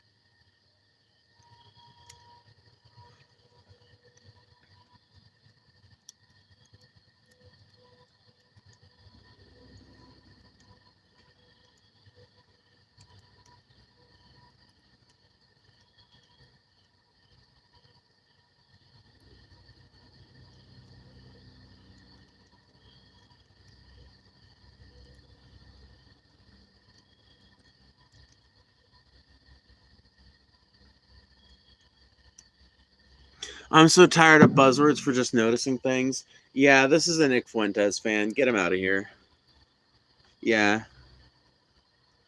See, I asked this motherfucker, and to everybody listening who feels like that motherfucker got treated badly, I want you guys to remember, I asked that that motherfucker like 5 times, what is your prescription for that? As in, what do you want to happen as a result of this information? I explained what I wanted in terms of an answer so clearly. I gave so much nuance. I gave him such a fucking clear opportunity to just say, I'm a Nazi. I think that fucking, whatever, right? Just to say whatever his fucking Nazi line is. I kept giving him the fucking invitation. Please, just be honest with what you believe. If he wasn't a Nazi, why didn't he just say he wasn't a Nazi? If Shadow wasn't a fucking Nazi, then why didn't Shadow just say, I'm not a Nazi. I just think that that the Jews don't get mentioned enough in conversations about like religious intolerance, basically. Like the lack of tolerance that religions have for one another, or whatever, right? If that had been his point, dude, if that's how Shadow had responded, Shadow wouldn't be fucking banned right now. Like, dude, literally, Shadow would still be in here typing up a storm. If that's how he had responded, like, I'm not a Nazi, I'm not trying to make that correlation. I basically think, it's just a fucked up thing, and that if we're going to hold Christians and Muslims accountable for believing a bunch of crazy bullshit, we should do the same for Jews. I would be perfectly fine with that. Hell yeah. Call out the Talmud for being full of backwards Bronze Age bullshit. Call out the Torah for being fucking full of Bronze Age backwards bullshit. I invite you to. Yes, please. Do the same with the Bible. Do the same with the Quran and the Hadiths. But yes, by all means.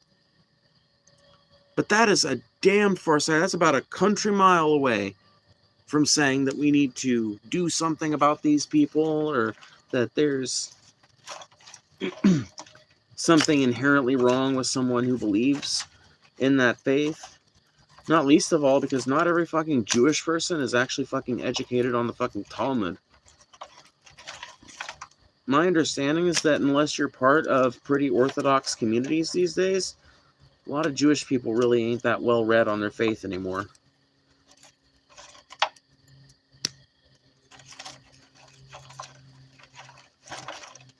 But this is how you deal with it, by the way.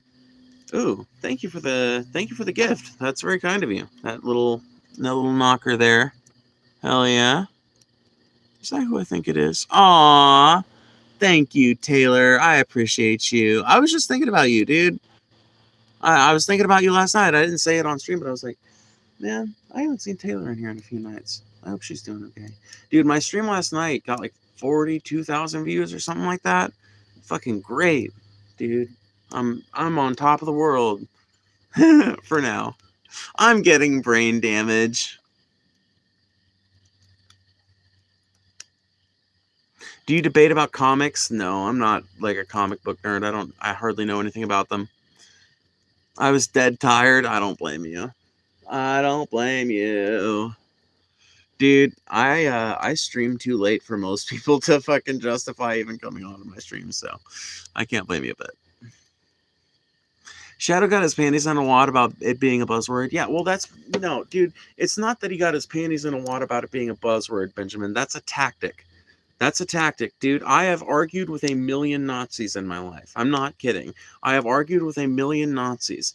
And I've probably only argued with, out of that million, I've maybe argued with 4 or 5 that were actually willing to come out and say, yeah, I am whatever, right?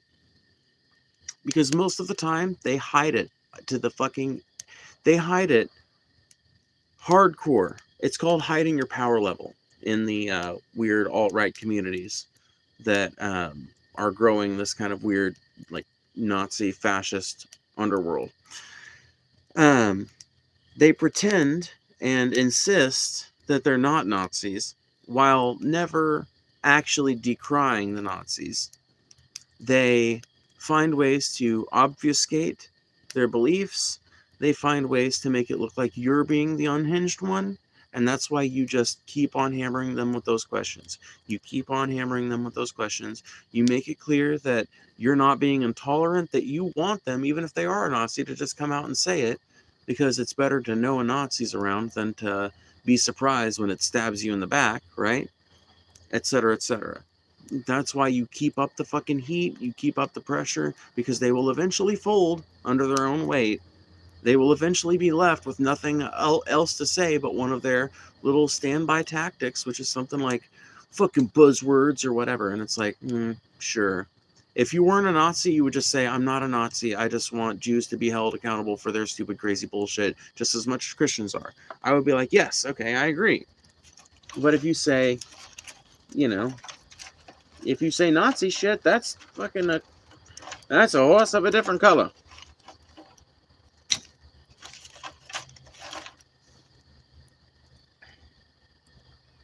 Why you yapping? Hell, I don't know, Trippa.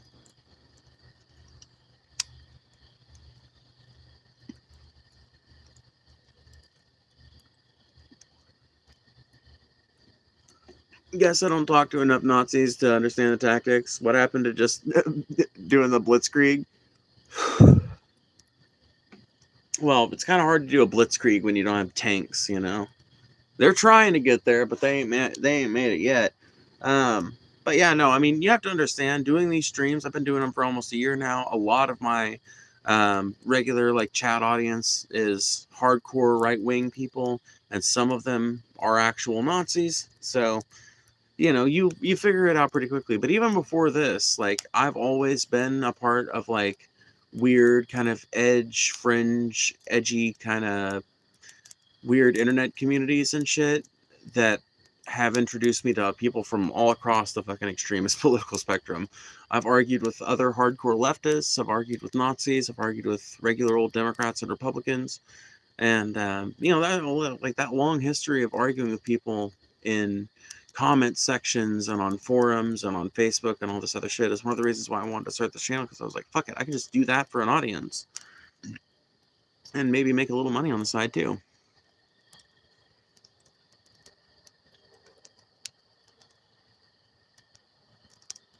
If you had a simulation of running your own country, what kind of country, where, and why? I don't know. Let me think about that for a second. Is the color white?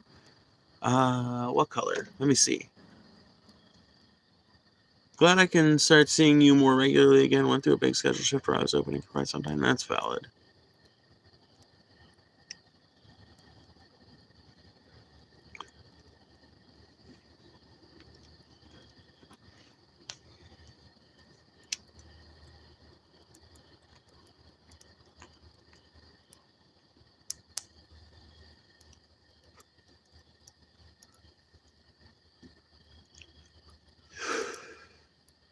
Oh shit. Over people has proven me wrong.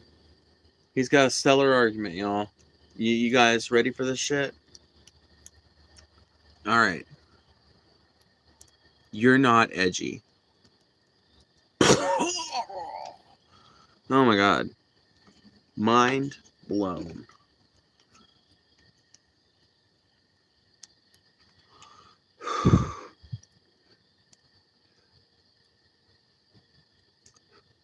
Drone warfare is really not that bad. We possess too much technology to counter it.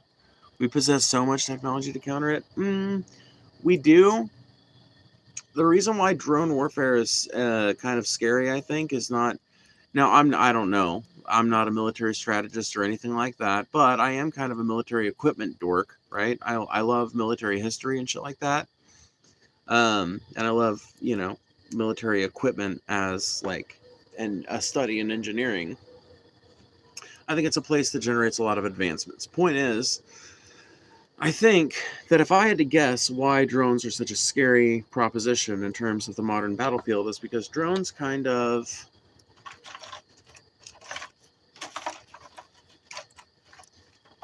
they make a real dent in what has been a problem in deploying armed manpower since the beginning of human wars, which is the fact that if you kill a human being, even if you're looking at human beings in such a cold-hearted light, it's still going to take you at least 18 years to grow up another human being to sufficient strength and survivability to where they can fill that person's role. If you destroy a drone, that can be, I mean, that they can pump those out 3,000 a day, and they can be ready as soon as they're produced. They can go from raw materials to finished drone in less than a year. And so the idea of drone warfare is not necessarily like, oh, we don't have enough things to counter it. It's fucking scary for that reason. It's scary because there's already a bomb that's designed to basically fall out of the sky, launch a bunch of smaller launchers, and then those smaller launchers launch a bunch of drones that themselves have some kind of like charge on them or whatever. And it can basically just blanket a fucking city. That's fucking wild. Or something like that could be developed that has larger munitions on it and shit like that. And so you can turn what would have been, 4 or 5 bombs or 6 or 7 bombs that you dropped on a target that might have been intercepted or something like that, that would have been, relatively dumb bombs. I mean, they would have been guided and shit, but they wouldn't have had countermeasures or anything like that. Now you've got these, like, intelligent weapons that are going to be backed up by some kind of battlefield AI that is going to be able to dedicate individual bits of brain power to each of these little devices and make them make the most intelligent fucking decision based on the threats presented, and actually do threat analysis on the fly and everything, and use the persistent threat analysis of the battlefield AI in the conducting of its operations. And we are literally going to end up with some of the most dystopian fucking battlefields you've ever seen. That is what's scary about drone warfare. It's not the fact that you can't counter a drone. You can. Drones are easy to counter. What's not so easy to counter is an army of them.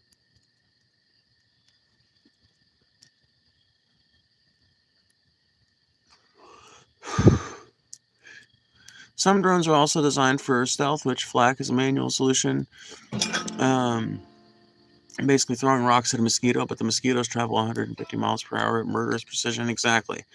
Now, fiber optic drones are actually dangerous, but other than that, they truly are countered by interception. We've gotten so incredibly good at intercepting them.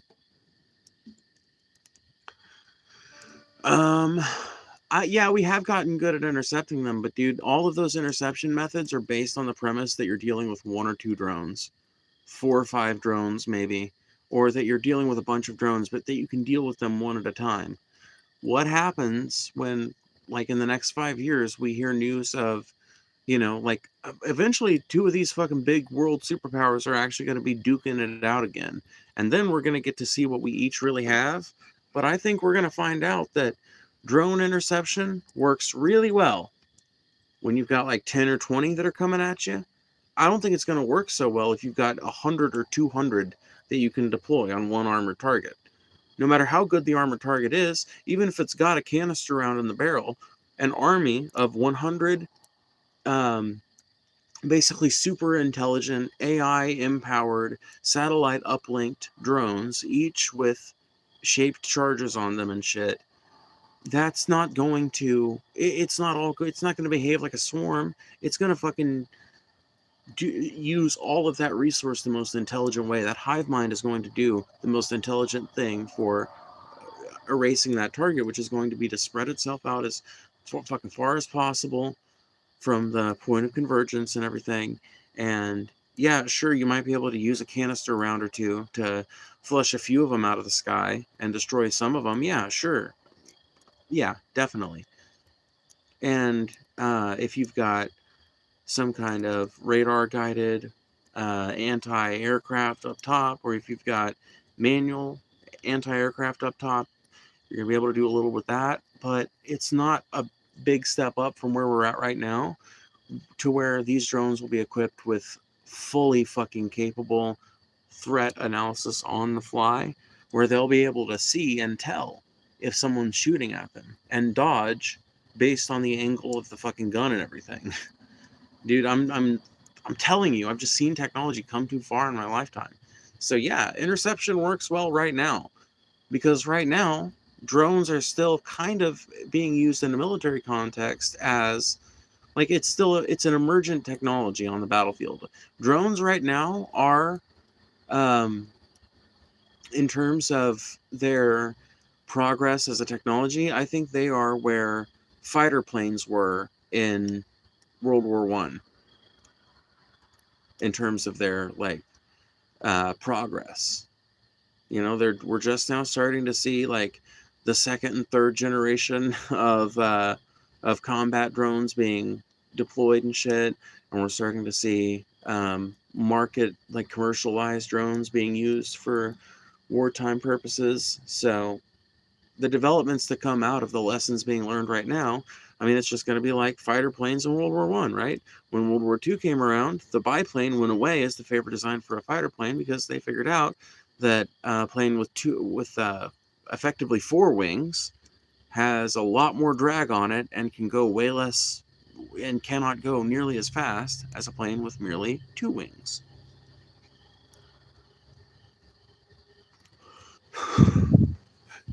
Let's see, Taylor said something earlier and I wanted to read it.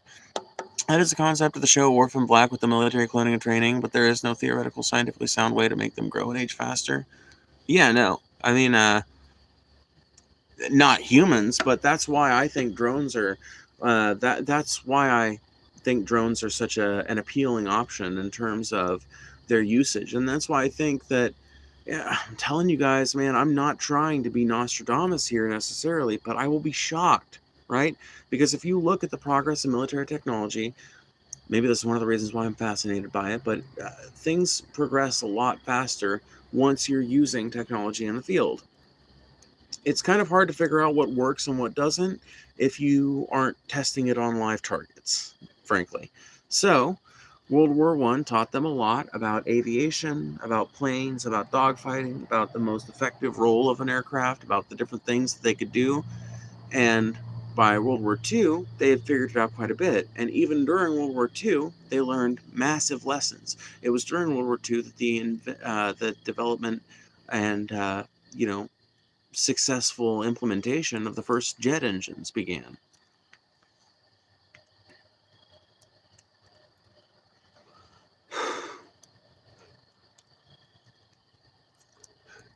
Yes, we have been using drones, same way we've been using tanks, planes, etc. I'm saying they're not really new. It's not the first World War and airplanes. They've been around for a long time.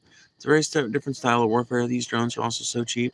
They also aren't ridiculously cheap. You cannot use civilian drones. Both Russia and Ukraine found this out. I mean, you can use civilian drones. They just have a pretty... Oh, shit. How are we at 1%, dude? What the fuck, bro? How are we at 1%? Okay, well, I've got to fucking hurry up and move now. Because we're apparently at 1%. I don't know how. I ain't even been streaming that long tonight. So if we fucking go dark, I apologize, y'all.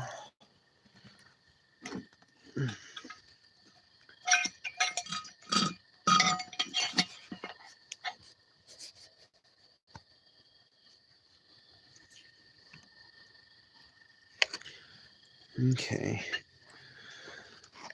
I guess I have everything. Just make sure.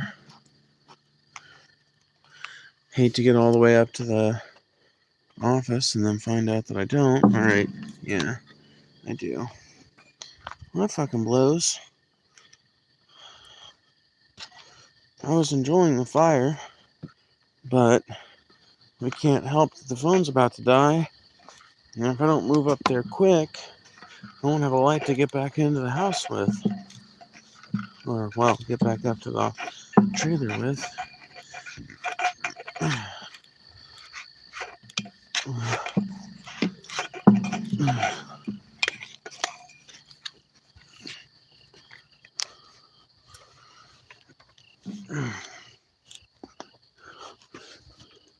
I just don't get how it's already at 1%. Surely we haven't been talking that long. Surely to God.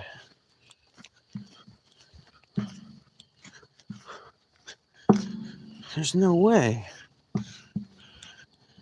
I guess it is about 2 hours, but fuck.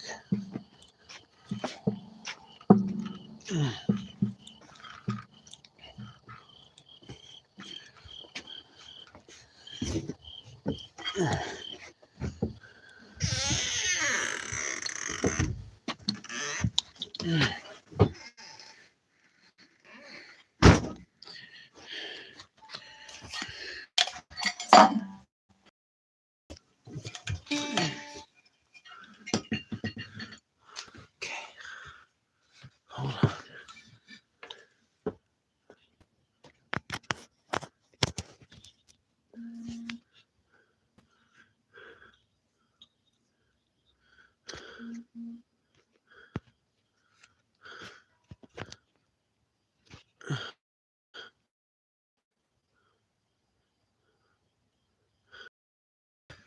Okay.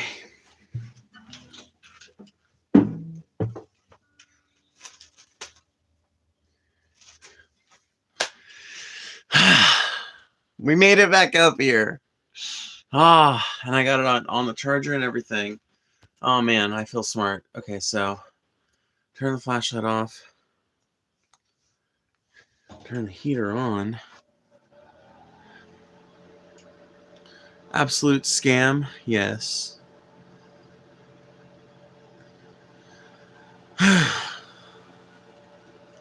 War is always going to be quite terrifying. World War I likely being one of the most, in my opinion. Oh yeah.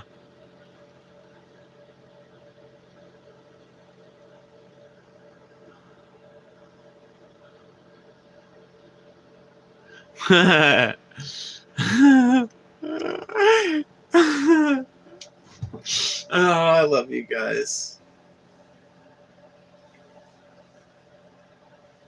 Mm.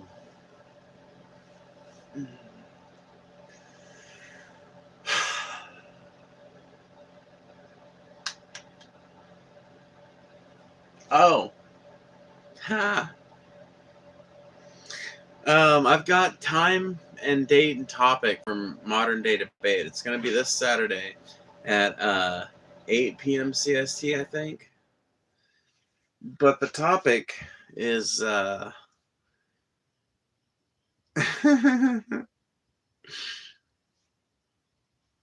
topic's an interesting one.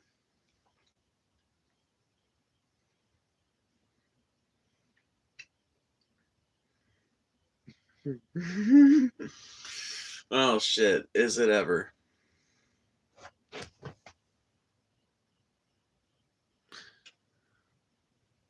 I was just saying that civilian drones don't work at all. We tried, it's failed horrifically. As I said, we have jamming equipment that can simply be loaded onto trucks and jeeps and counter it. Both Russians and Ukrainians learned this. Can I spoil? Oh yeah. Oh yeah, the fucking stream is already like the the waiting or whatever, the post is already up. So yeah, I can spoil it. It's basically who was a better choice for America, Trump or Kamala? See, when James asked me about this, that was one of the topics, but the way he worded it was a little different. Because when somebody asked me, was Trump the right choice for America? In my mind, that doesn't necessarily mean that Kamala was either. But that is kind of the framing that, the average kind of political discourse takes, right? So, but yeah, and I'm gonna have to be on the Kamala side, obviously. Certainly couldn't be on the Trump side. I don't think it was good. I don't think he's good for America. I don't think he was good the first time. Don't think he's good this time. So, but I'm gonna have to be making the argument that Kamala would have been better, and I'm just gonna have to make the argument that, well, um, 8 years of Obama led to a really, really successful run by Bernie Sanders that would have been ultimately successful had the DNC not decided to destroy his candidacy basically at the last second. And if we had another 4 years of someone like Kamala Harris, we wouldn't be having to actively fight against the administration as hard, um, if at all, on top of fighting for our rights, right? Or fighting for expanded, um,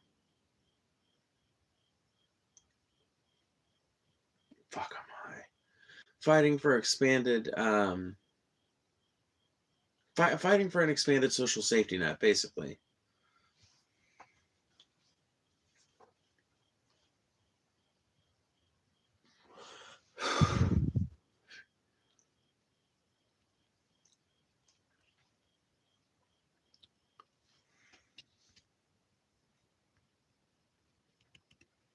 I hate the framing. Yeah, me too. Yeah, me too. Exactly. I learned a ridiculous amount about the Nazis and their policies and the parallels between Hitler and Trump, which shocked most people. It wouldn't shock me. Um, I think a lot of people I thought a lot of people were being alarmist when it came to that shit, even though I kind of saw some of the comparisons. But, the fact of it is, Hitler was not the first fucking strongman to do the Hitler thing. He's just the most famous guy to do it. And that's what I think allowed so many people like myself to be kind of led astray by what was going to happen during the Trump administration. Was the fact that, yeah, every fucking fascist strongman bears a strong fucking striking resemblance to Hitler because they're all fucking fascist strongmen, and he was a fascist strongman. So saying like there's a bunch of fucking scary ass parallels between Hitler and Donald Trump, it's like, yeah, well, there's a bunch of fucking scary ass parallels between Hitler and Kim Jong Un too. Like there's a bunch of scary ass parallels between Hitler and fucking what is that dude's name? The Philippines guy, the Filipino dude, Duterte or whatever. That dude, like yeah.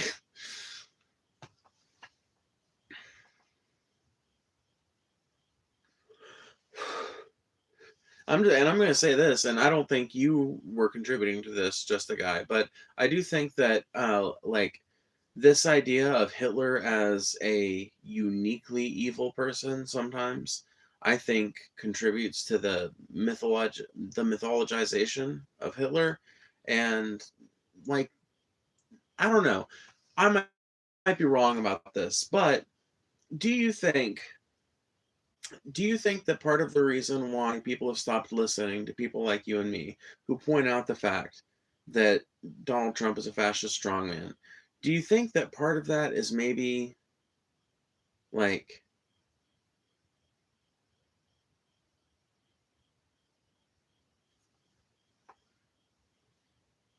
I don't know how to put it. I'm trying not to lose my train of thought, but I'm trying to word this correctly too. Do you think that maybe there's some resistance to that idea because people have gotten so accustomed to the comparison, basically? Like people hear it and everything, and they're so used to having people call it out that at this point it's just in one ear and out the other. I don't know.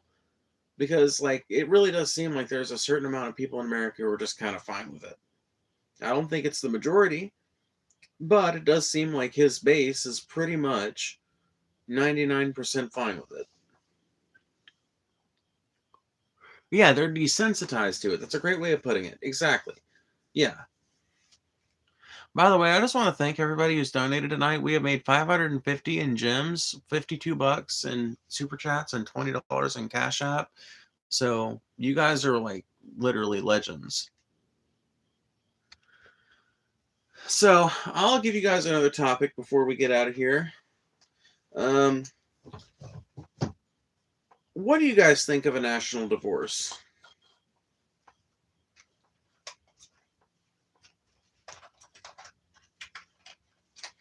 I'll tell you what, I gotta use the bathroom, so give me 1 second while you guys think about that, type it out. Consider super chatting if you've got a little money lying around and you're feeling generous. I will be right back.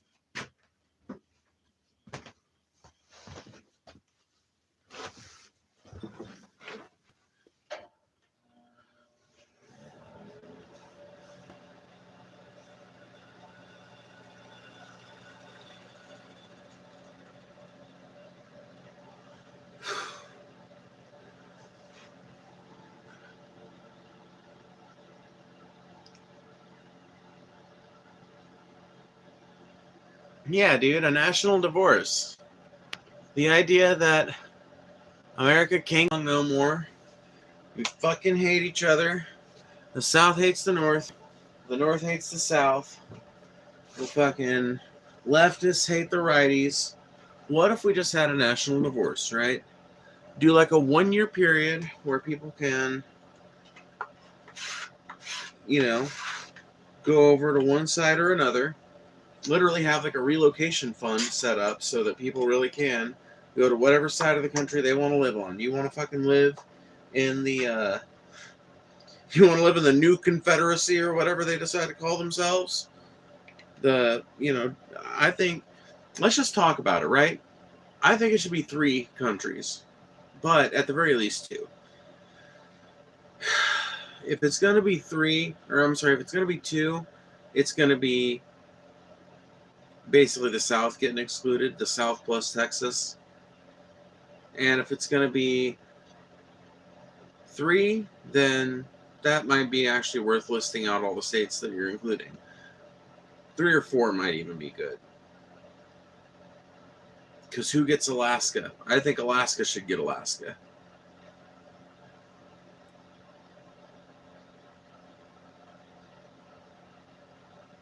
But maybe the West Coast can have them. I don't know.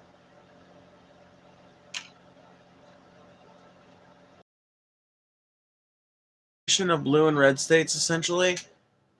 Something like that. Yeah. I mean, like, you know, I don't know that it would actually look like that in practice. Like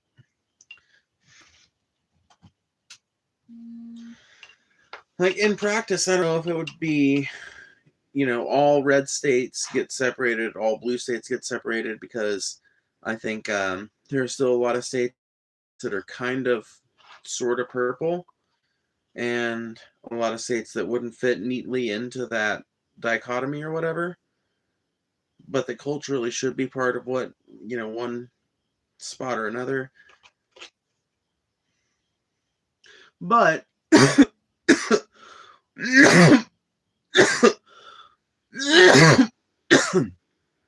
is the kind of stuff we'd have to figure out if we ever did this as a policy. By we, I mean the United States.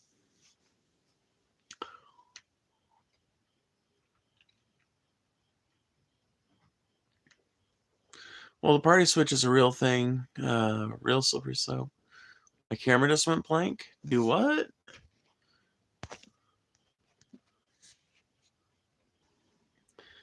Alrighty.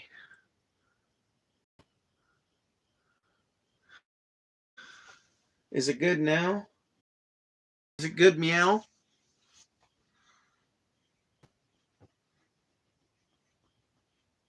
It's very risky. It could lead to violence and cause a lot of unwanted and unforeseen economic damage. What if you maintained cooperation between the three countries, like on economic, like you created like an economic free trade zone within North America?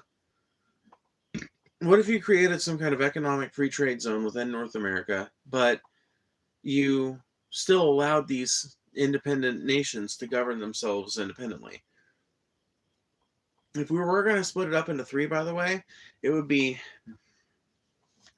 Maine, New Hampshire, Vermont, Massachusetts, Connecticut, New York, Pennsylvania, New Jersey, Rhode Island. I'm going to say Maryland. Some people might disagree with that, but I'm going to say Maryland.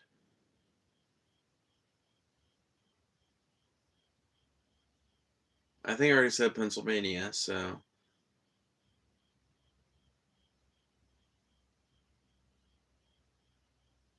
The real question is, does West Virginia get looped in with the South?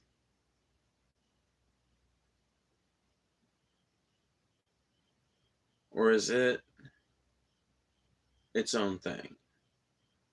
Not its own thing, but do you, like, it starts to get shaky if you think about it. It starts to get kind of weird to think about.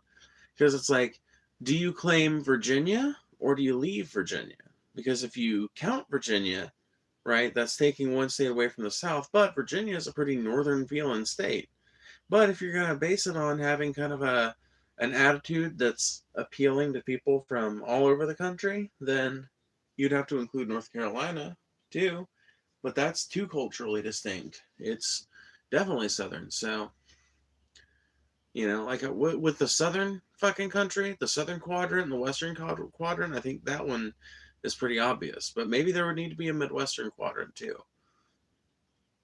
Have California, Oregon, Washington, Utah, Nevada, Arizona, New Mexico, Colorado, Idaho, Montana, and Wyoming all unite into one fucking nation, the West. I don't know what you'd call it, but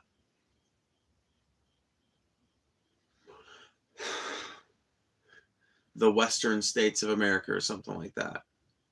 And then you've got the Midwestern states. You've got Minnesota, Illinois,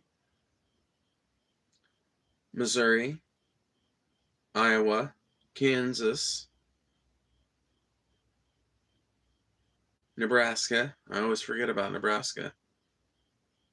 Indiana, Ohio. I'm going to throw Kentucky in there because I'm pretty sure they got Casey's. Can somebody fact check me? Does Kentucky have Casey's?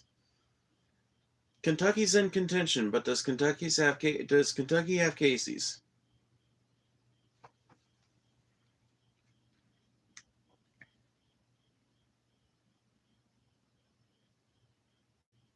The real question, which of these groupings would win in an all-out war, not including nukes, obviously? The West. The Western states.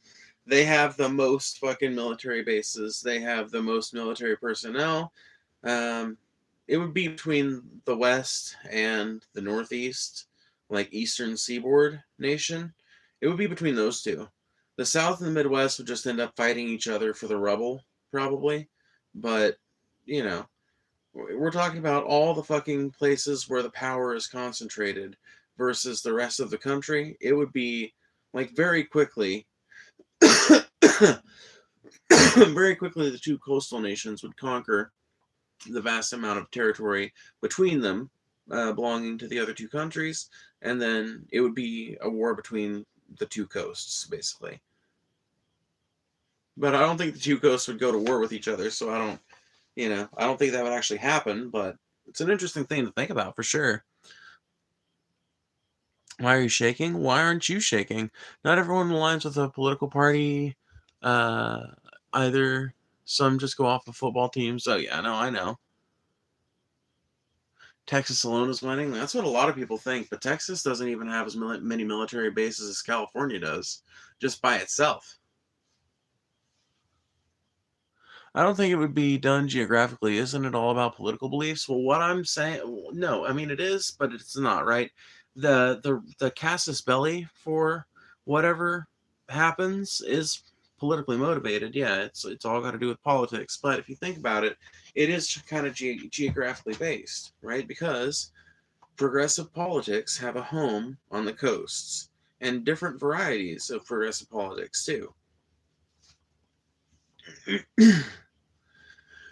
But more progressive politics have a home on the coast and shit like that, and more conservative politics tend to have homes in the South and the Midwest. So I think that it would be most fair to create some kind of relocation fund and allow people to use that to relocate their entire lives out of whatever place they're in to a place they're in that will match, you know? So if you're out in the West and you don't like the fact that uh, the new grouping of your country is about to be a very leftist nation or whatever, you can go down south or up to the Midwest. Both of them are going to be pretty conservative places. But if you're someone in the Midwest or the South that hates the fucking right-wing politics of your state, you're sick of them, you use the relocation fund to move the other way. Fun fact, during the Confederacy, New Orleans had a lot of mixed free people. That that tracks. It would be so hard to get a cohesive national divorce to happen. I know. Why did you even ask me to tell you Kentucky has cases if you're just gonna gloss right over my reply? I feel worthless now. Thanks, Phoebes. I didn't gloss over it. I didn't see it. Yeah, they do. I don't know why I even bothered to check. Kentucky definitely has cases. No way they don't. Yeah, dude. No, I just didn't see it, Winston. I'm sorry. I didn't mean to make you feel useless.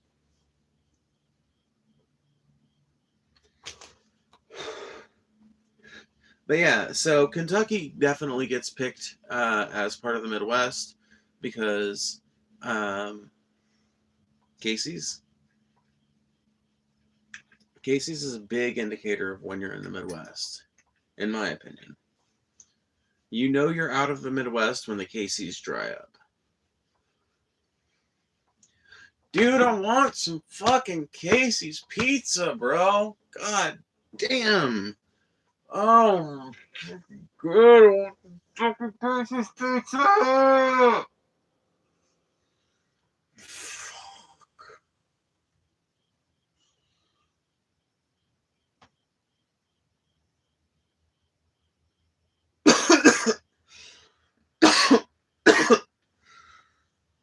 I hate my life. I don't, but I'm fucking pissed. Because I want some Casey's pizza. I can't have any. Because I live in Mississippi.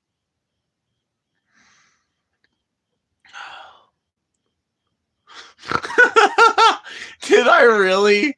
No, dude, I am that retarded, Winston. You know this. I can swear to fucking I swear on my good name that I didn't mean to gloss over it. I did not. I legit didn't see it.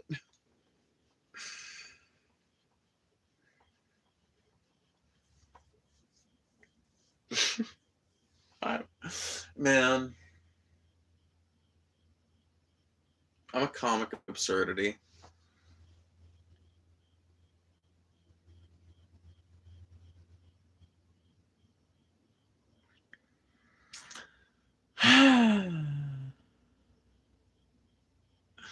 Oh my god. I've never heard of Casey's Pizza. I'm in Texas. No, Melanie, dude. Fuck, bro. You're missing out, dog. Okay, so Casey's is this fucking gas station. I mean, pizza place. Well, I mean, gas station plate, Pete's, Casey's is a store.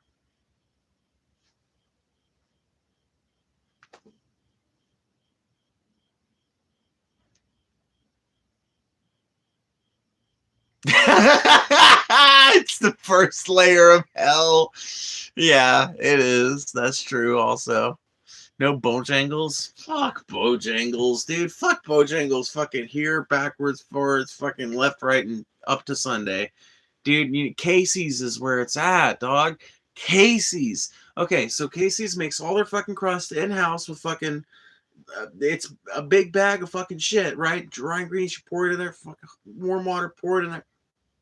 But, dude, you make up the crust with a big old fucking one of those things, right?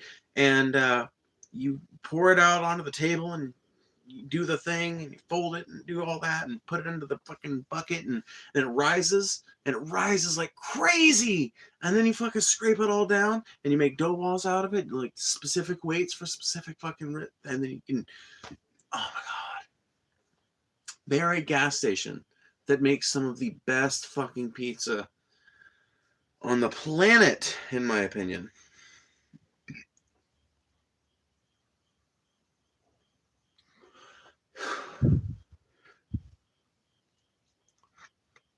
How do you know so much about the Casey's food process? How indeed. How indeed.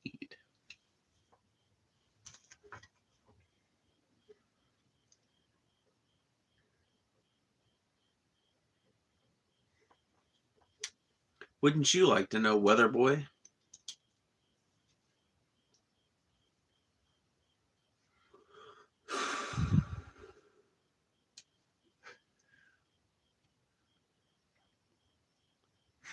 Might be your most well-versed topic. Oh, shut up, Ben. Now you're just being...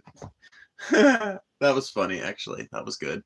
No. I used to work at a Casey's, so... guilty as charged. I've only ever been attacked by Casey crackheads, too. Well, you know. It takes all kinds and some such. Ah, there it is. Yeah? What?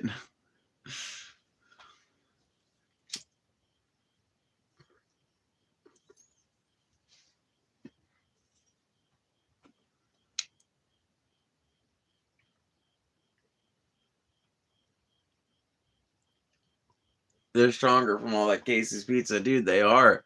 That fucking mozzarella fortifies their bones, bro. They're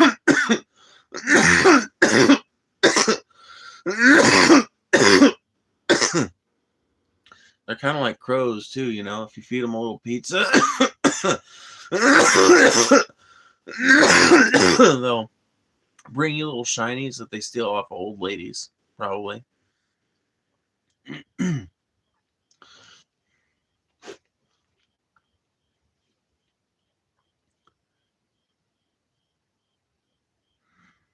Oh, yeah, dude. Oh, I'll tell you this much. If you live by any fucking big old gas station, and that gas station isn't fucking, like, on top of their shit when it comes to running people off that are being like that, it'll just be a fucking den of scum and villainy late at night.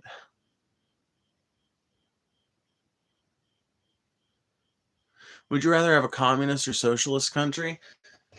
I would rather have an anarcho-syndicalist country, to be honest with you. But failing that, I would settle for market socialism. I'm cut off from the Nick tonight. It's not even the Nick that's doing it to me. Dude, I do have to get off here soon, though, because it's fucking 1:30 at night. And that's late. No, the thing is, I ain't even lying. Oh, never mind. I read that one. Dude, I gotta get off here soon. And you know what?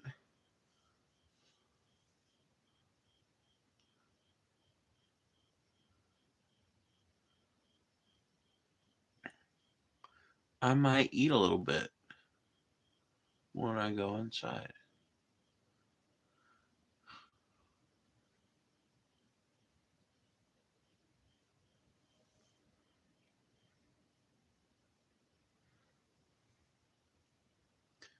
At first, dude, Winston, I read that as pig Newtons at first, and I was like, pig Newtons? Oh, that does actually kind of sound good now that I think about it. Fig Newtons, but instead of like fruit material, it's like pork that's been cooked with fig as a dominant flavor. Savory, like a sweet and savory fig Newton. Pig Newtons. Okay. All right. I'd try it at least once.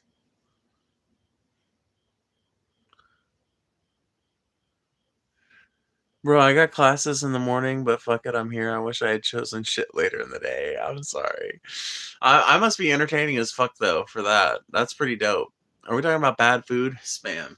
I have heard, I don't know this for sure, but I have heard that spam is actually pretty lit if it's cooked. Now, I look at spam raw, well, not raw, but coming out of the can, and I'm like, I don't know about that, fam. I don't know about that spam, but dude, I've smelled it cooking. It smells alright. I tell you what fucks people up, and you know what fucks me up is like there is gross ass shit that you can get in terms of that kind of meat product. But spam, as far as I know, I don't think spam is made with mechanically separated anything. As far as I know, spam is still made with traditionally separated meats. Yeah, it's all ground shit. It's shit you probably wouldn't want if it was in its original form, but who the fuck cares?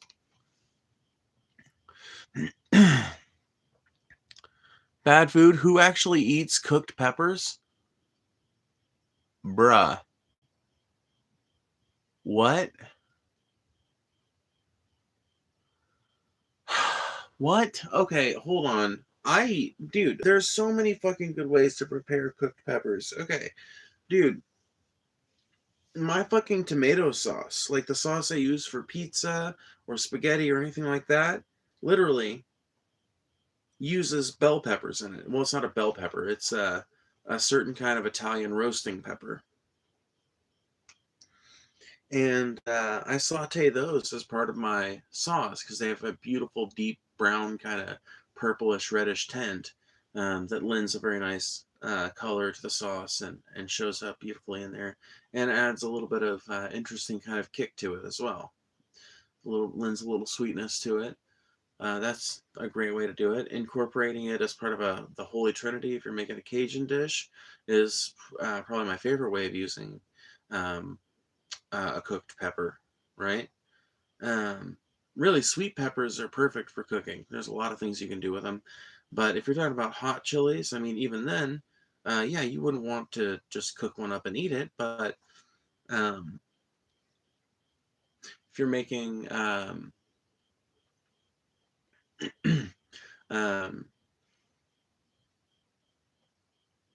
chili con carne, you would want to have some hot chilies in there. And, they're either going to be chopped up and diced or broken up into powder form, but they'll be in there and they'll be cooked. So that's a cooked pepper recipe right there. Like jalapeno hot peppers. Oh, are you talking about like jalapeno poppers and shit like that? Dude, yeah. Dude, because jalapeno poppers are like jalapenos are not that hot. Jalapenos are hot, dude, but they're not like the heat from a jalapeno stays in your mouth for like 30 seconds to a minute. And dude, I'll tell you what, if you're drunk as shit, it's one of the best feelings in the world. Really is. Oh man, you know what? Oh God, I hate being manic. I want to do so much shit and I can't do any of it, dude. But you know what? I'm gonna get to do it at the meetup. I'm gonna get to do it at the fucking meetup.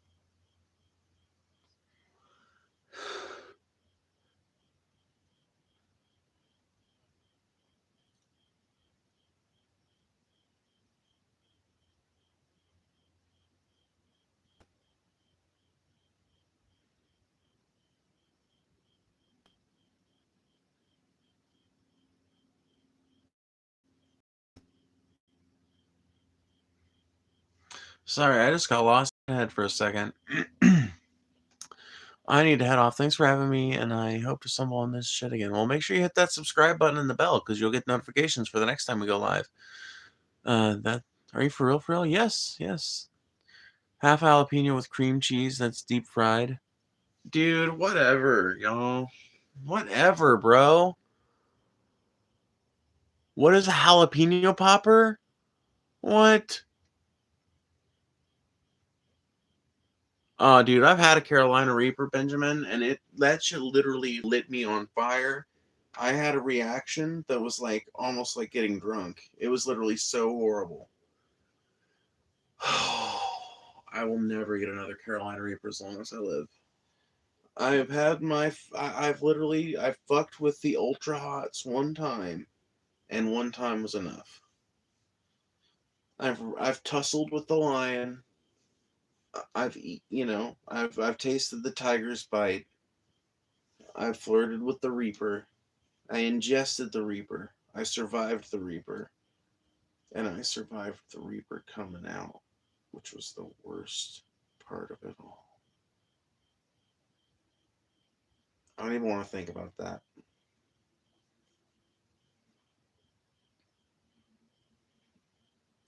Dude, I will tell you guys this much. Eating that Carolina Reaper literally changed my relationship with spicy food forevermore.